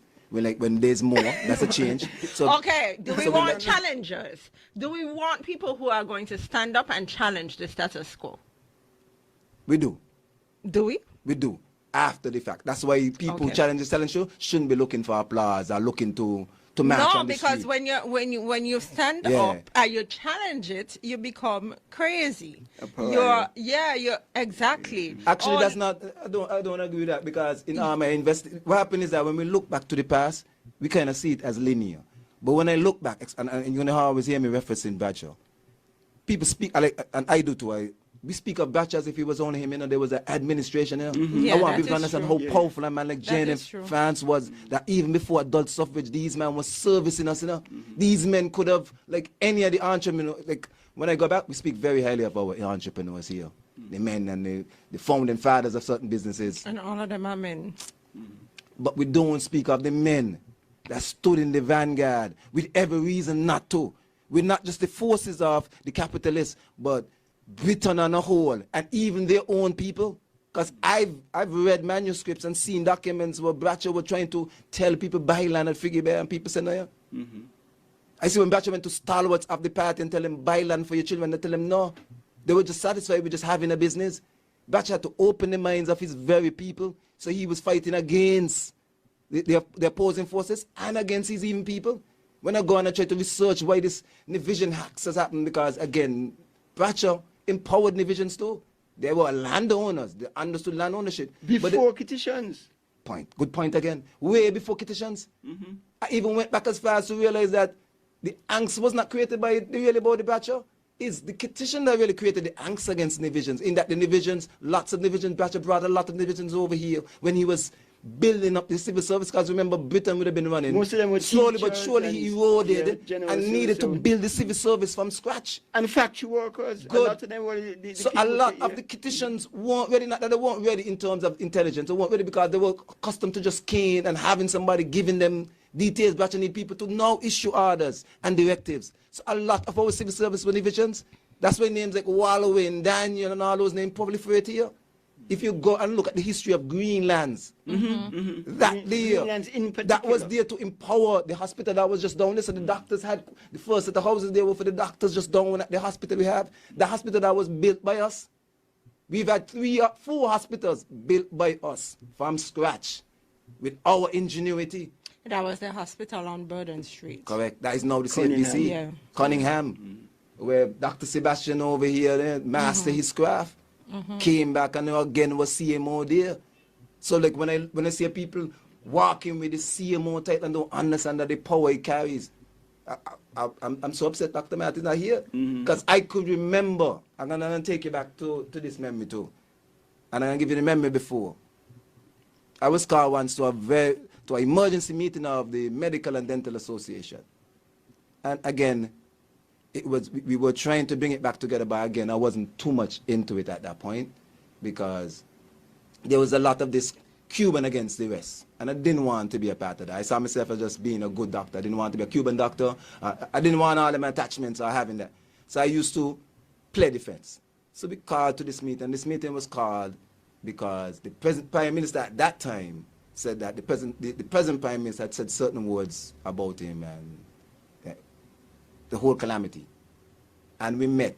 And there were doctors there that were calling for him, like, for us as a group to destroy his career.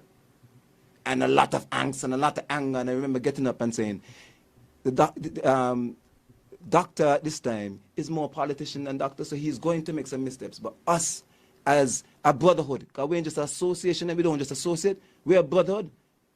He's a young doctor, just like me. Where you, as a senior doctor, you are supposed to be guiding me. He could make missteps, but it's not to destroy him.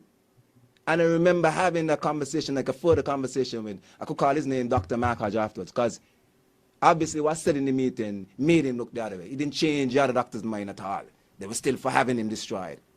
So we were having a conversation outside, and I remember Dr. Woodley, again, like, she has been my saving grace so many times. And that's why, again, when people see me think that I talk about women's empowerment, is not just for women empowerment, it's because I understand that we are at loss when we don't have women in the room. They have a universal empathy, they see things different. And she said to me that same time, I feel me joining with nobody against Umi. Nobody at all, I don't care what it is. Because you don't think it's them against us, but it's them against us. After that, the CMO was sent home for doing his job. For doing his job, he was sent home by a doctor that was junior to him. And all that was colluded, and he was sent home unceremoniously. I had to fight to get a meeting. I had to get a fight to a meeting because, for me, I saw that as an attack on all doctors, because the CMO is, because I've researched the history and I understand the laws, the CMO is the most powerful doctor in the land here. Even incomparably as powerful as the DPP, because she takes over, he or she takes over when we have these emergencies, and when it comes to our health, he or she is in the vanguard of our health. So if they could do that to him, that was my understanding at the time, they could do that to any one of us. There being anybody, any entity that attacks doctors doing the job. So when we can't get on radio and speak as if like the past is the past and we really had a bad past and we're making these micro improvements, we should arrive at the level of macro improvements by now. When we speak of Bradshaw, we should be ashamed to speak of Bradshaw, because if he'd be around, he would not be proud of where we are now. He wouldn't. At all. Because we're speaking of... Go ahead. No, go ahead, Jeremy. Because we're speaking about Bradshaw, and you mentioned Frigate Bay. This past week, we saw a lot of conversation about Christoff Harbor. Now, Christoff Harbor is something that is a development that has been in the news for years, over a decade, right? And this past week, we saw the announcement that the marina has been sold. Some are happy that we are seeing some changes in that development. Some are saying, yeah, we're happy, but there are still questions left to be answered, because the Christoff Harbor development had owed serious monies to the local institutions, Skilek, etc. Just before we started, we heard a statement issued by former Prime Minister Dr. Timothy Harris, who said, well, while this administration is claiming transparency as it relates to Christoff Harbor, there's still questions to be answered. We heard from current Prime Minister Dr. Drew. He is saying that this is a strategic move. This is the best thing that could have happened for the development and, by extension, for St. Kitts and Nevis at this time. Gentlemen, what are your thoughts? Because there's a lot. I'm going to let Sam lead on this, because I think Christoff Harbor is older than my daughter. It's 20 years old, so I think that Sam has been here since 89, so I'm going to let him lead on that one and come in on the back end. Okay. Well, I'm going to lead. I'm going to follow where you started. I think you already led about it. You said... Yes, the comments about Frigate Bay and people not wanting to buy land in Frigate Bay. And later than that if Bradshaw was alive, he would not be pleased with what was going to happen. I mean, on that score alone, you're so correct. I mean, don't leave out the rest of the country. And that was for Bradshaw and Southwell and France and Williams and Glassford, because, you'll be making the point that it was a whole team, and I agree. that area there, that was protected area. That was supposed to be the prize. That was the gold mine of St. Kitts. None of you were born yet when a man here, what is his name, gold guy or something, wanted to buy some land and thing. And better words, as I understood it then, was, the gold guy take $30 and go. Not this place here.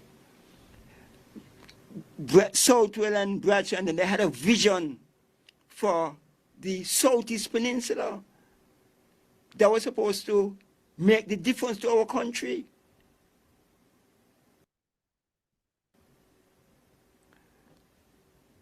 The Southeast Peninsula is 1/12 of the country.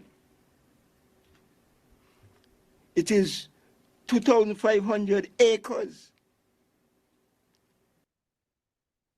I mean, the environment, everything over there. I mean, the closest point to Nevis, I heard Matt Brantley just the other day, I don't know if he had a epiphany or what, but that this, you know, just imagine 2 miles apart, we could get a bridge. Pressure and South of them were talking about the bridge 50 years ago. Imagine that. 50 years ago. Those guys say, this is what we need. Nivisions were saying then, we want a bridge. We want secession, we want to be separated. So you're quite right.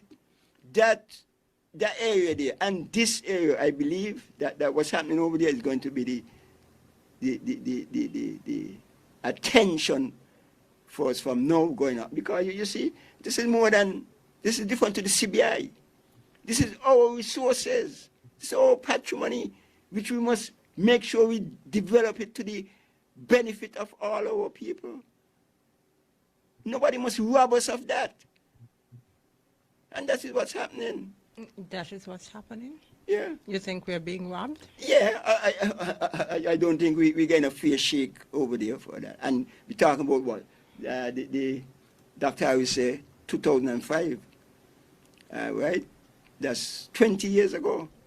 But I remember I was in the, I don't know about the 2005, but I believe there's something there. But I've never seen any document, but I was privy to the documentation of 2007. The amended contract. When it was amended. Yeah. For Buddy Darby and so on. I mean, that was, I mean, those things, you said Bradshaw? Bradshaw could have never got any document like that. What was so wrong with the document? Tell us what stood out for you. Let me jump in here. Yeah. Go ahead. At least the document I saw. Just hear the opener. Christoff Harbor, borrower. SIDF, lender. So just understand that alone. And wait. Just before that, keep your train of thought. Don't forget, those lands were acquired, you know. Those lands were acquired to make them available to Christoff Harbor. Wow. They were acquired. People like... Wait. The lands were acquired by who? The government. Okay. The government acquired the land. People like, what am I going to name? Wycliffe Beard and Wycliffe Beard, his name, yeah. So people the government acquired the land to make them available. And yeah. Yeah, know that, Jeremy? Yeah, so tell me what part of Bradshaw would I like that? That part. Tell me again, I did whose not know imagination are we living in collectively in St. Kitts when we have a statue of this man in his village with his right hand up, and we don't know that in his right hand, but that alone should just tell you. You know, it could be symbolic. Yeah, that could never happen. It couldn't smell like we can't continue to call this man our national hero, and we have elected leaders who pen documents like these, where they owe SCALEC, Inland Revenue, Stamp Duties, National Bank, SIDF, Social Security. Social Security alone that's against the law. And this is 20 years. This is not a 5-year agreement. You know. This is if you think of this as a 20-year-old person, this is a 20-year-old adult. The relationship between this government and I'm just going to highlight one of the things so we understand how insidious this is. One of the names is Charles P. Darby III. It means he is the third man to bear that name. Mm-hmm. So when we have persons with an imagination and a scope that only goes 1 year, 2 year, 5 year, a political term, and we have persons who are third generations of wealth, how can they enter into an agreement if the best interest of the people in the barometer? It cannot be. Because when you go in there, you'll be lost with a third generation from South Carolina. So again, this is a millionaire or billionaire from South Carolina. When, if you know your history, Carolina only belongs to the Americans because of the Haitian Revolution. After Napoleon beat up Napoleon, beat up Britain, he then had to sell those lands to the Brits or to the Americans. And if you look at the whole territory, there would be no America. So again, we as a Caribbean people, we as a Kititian people, just using the example of Bradshaw, France, Southwell, we writing these kind of contracts, brilliant men that went beyond 7 standard. No wonder they're hiding them. And then we continue to say that we're living in a sink that's good and upright and things are going to improve. Mm-hmm. When we could boast, a place like Jamaica can boast that they have access to all the beaches. Mm-hmm. I was in Antigua again.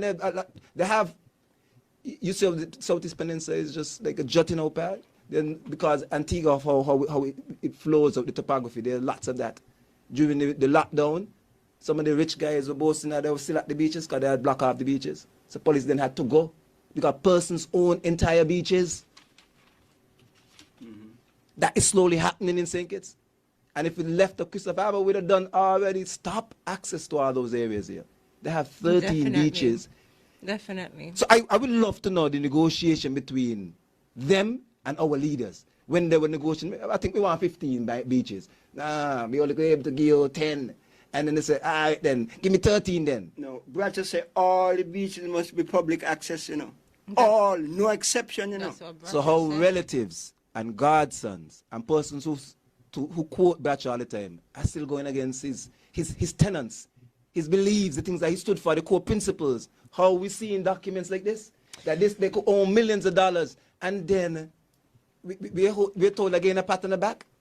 And I had to fight to get a loan just to go to Cuba when governments open up the scholarships. So again, when people might think I'm getting passionate, but I'm getting passionate because what a rule that applies to a foreigner who has not proven themselves to us, or the nation, a rule that applies to them cannot apply to me. And all I've done is been that good boy that everybody has asked me to be. All I've done is been the upstanding man that they asked me to be.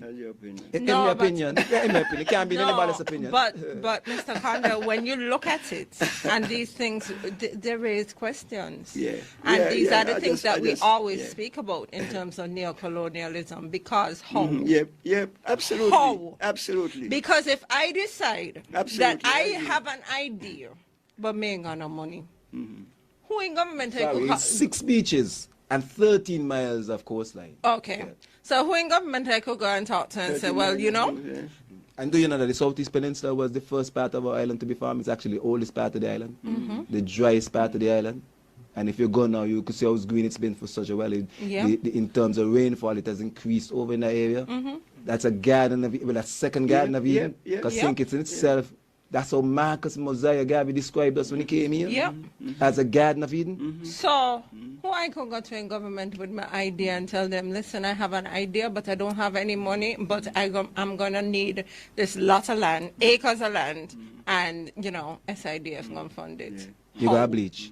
How? Not even bleach. You don't even have to sound impressive or look impressive. You just have to be white. Ridiculous. That is what our leaders have shown us all this time. And we've had these conversations here before about the selective xenophobia, because when a white man comes to St. Kitts, we show him the best parts of St. Kitts that he could buy.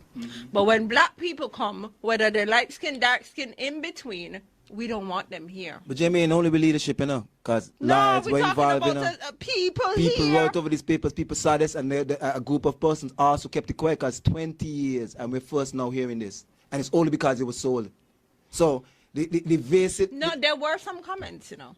there were comments. I remember, like maybe around freedom is 15 years ago. I remember this was a hot topic 15 years ago. I remember Juni even interviewing Buddy Darby because people were enraged about the fact that SIDF was funding this development. That was the act, Jim. 15 years later, and we don't see anything, and people were enraged. Well, they enraged pretended. petitions don't do that. Enraged petitions are the ones I saw in 95. It's like Dr. Harris was, Dr. Harris was in the cabinet in 2007. Like I said, it's a baton. Dougie started the race. Harris continued with it, and it's now being passed on. So we're going to see how the baton is handled. Government is continuous. So the days of us allowing politicians to grab mics and rile up division between us, blaming each other. And not only that, Harris was in the cabinet in that time, but he became the leader of the country for 7 years. My good people, that's a serious, serious conversation. Serious, serious thing. And we, the people, we, the citizens of this beloved Federation of St. Kitts and Nevis, have to really take a deep dive into what we are allowing these new politicians, new version of leaders in our beloved country doing to us. And we have to put a stop to it. Election have consequences, as they would say. And election is around the corner. But we don't want to believe it or not. Election is around the corner, my good people. We cannot continue like this. We're going to wake up one morning, if we continue like this, and realize that we are strangers. We are aliens in our country. This particular section of this podcast will continue next week because it is a very serious matter. And these dangerous politicians that we have, this prime minister that we have who just does not get it, that he was elected by the people, for the people. We have to remind them of this. My good people, I'm going to drop a song right about now. It is in line with the conversation that I have been trying to bring to you, the good people. This one is Mental Slavery by my boy there, the King Star Shield. Following this song, I'll be heading out with my unofficial anthem of our beloved Federation. I want to thank you, online viewers. For those of you who may be having issues getting me live this evening, I think with the new software that was updated to my system, it needs to be converted to public. I think it's only the friends are currently can view live, but following the live, it will be open to the public. But I will definitely speak with one of my technicians tomorrow and make sure that that matter is resolved for next week. But I want to say thank you to Brother Glenn and Mr. Leader still for their involvement and getting me back and the live chat. So I am live this evening coming from my bunker here in the Republic of St. Paul, St. Kitts. My good people, is DJ Marishaw, and it's just love every time.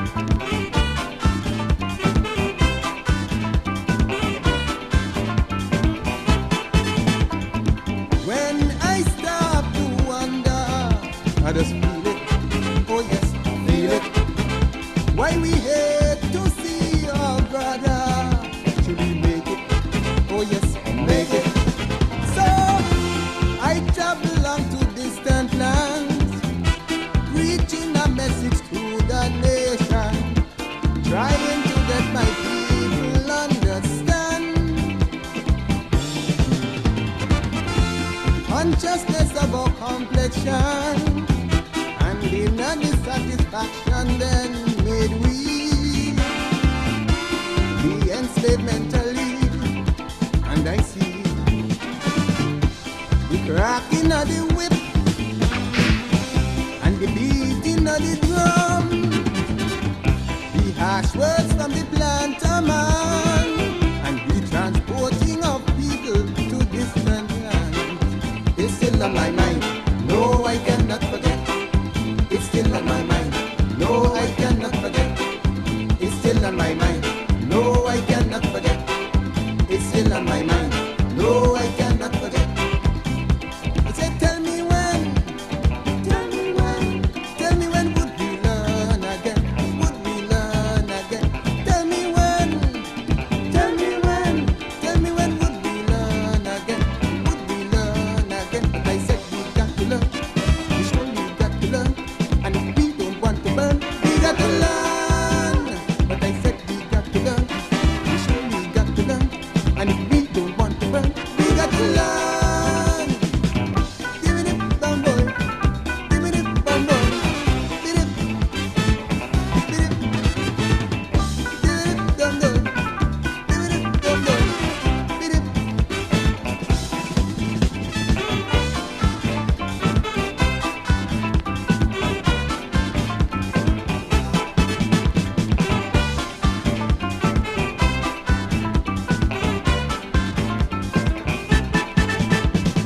Life is getting harder. I can feel it. Oh yes, I feel it. But mostly for our color. But we cause it. Oh yes, cause it. Our minds function against ourselves and functions for somebody else. We cannot be the we want to be.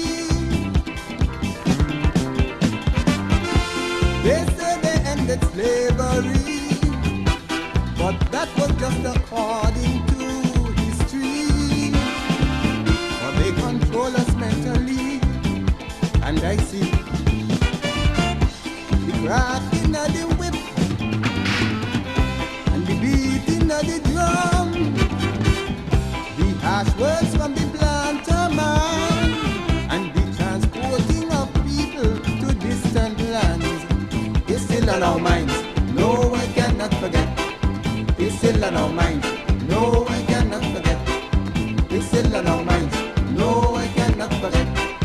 It's still on our minds. No, I cannot forget. So I said, tell me when. Tell me when.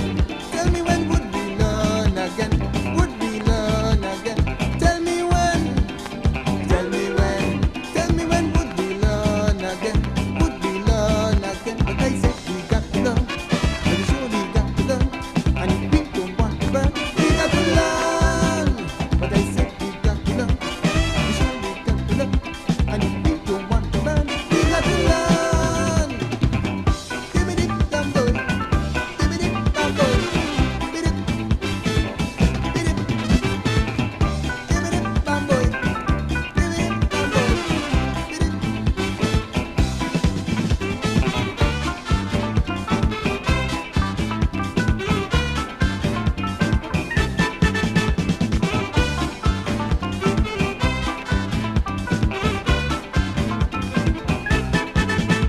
Some call it class distinction and a color. Oh yes, color. They say it's for some reason or another. Oh yes, another. But the only reason I can find was designed to destroy our kind. But yet we do not seem to understand. They put our own native man, turn against us when he has position over we, and control us mentally. So you see, the cracking of the whip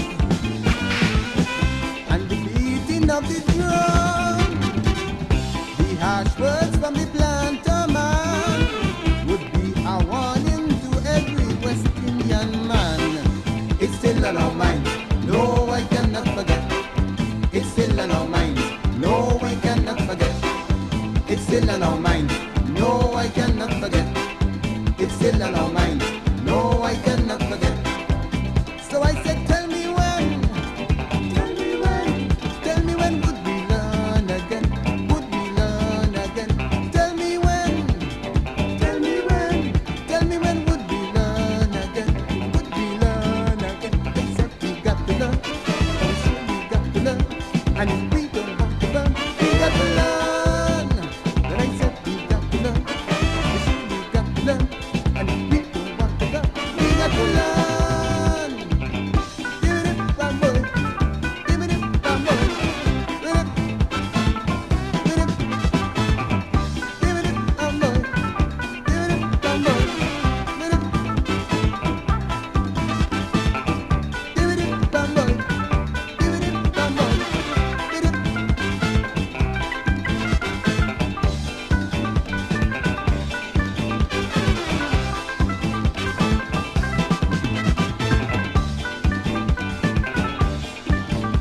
Slavery.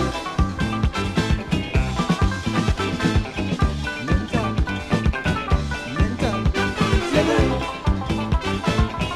Oh yes, it is a mental. It is a mental. Slavery. Oh yeah. Mental. Mental. Slavery. Oh yeah. A mental. A mental. Slavery. Yes, sound of the man King Starshield there, and that one is called Mental Slavery. And my good people, as we come to the end of yet another successful broadcast this evening, June 18th, 2025, I'm going to drop into my unofficial anthem of the Federation of St. Kitts and Nevis. This one is done by the late great the King Arrow, entitled Arise, My Good People. Your country needs you more than ever right about now. So we ask for your indulgence. We encourage the conversation, my good people. And let's arise and do.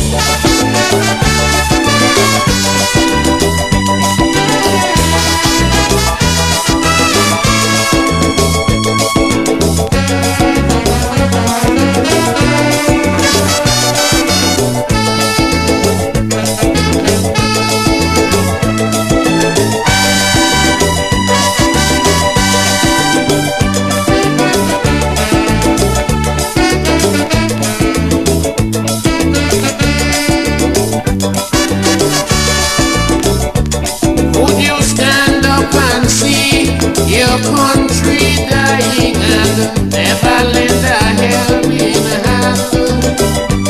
Would you see your children's future dwindling, creating much disillusion?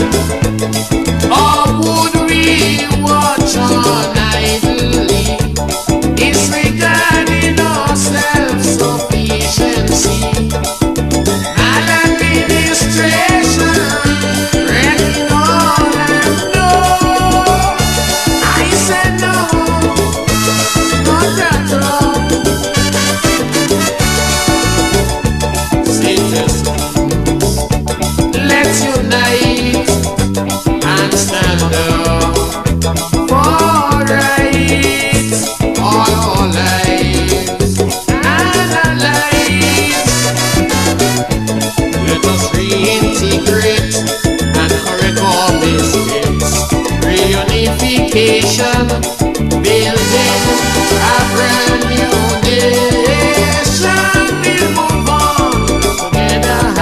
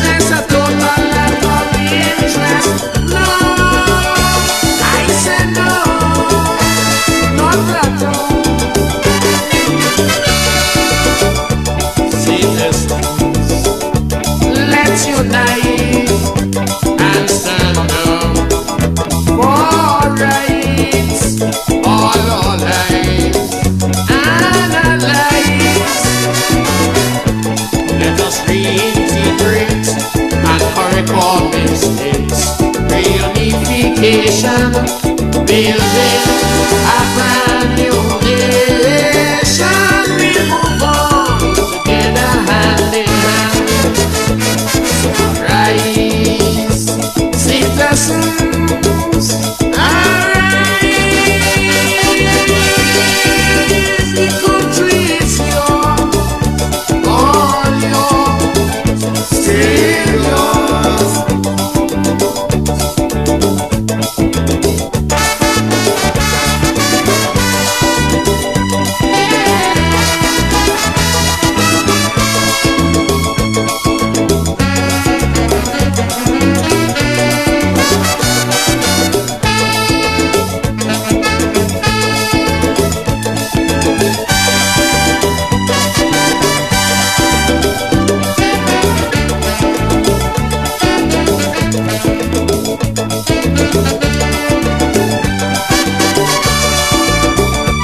Can your conscience be clear? Indulging corruption or misusing public office, being accused of unemployment and crimes, or disrupting a citizen's peace. Oh, my country in disharmony, separated politically. Hatred for a brother, cannot love each other. No, I say no, potato. Citizens, let's unite and stand up for rights, all our lives and our lives. Let us reintegrate and correct our mistakes. Reunification, building a brand new nation. We'll move on together hand in hand. So rise, citizens, arise. The country is yours, all yours, still yours.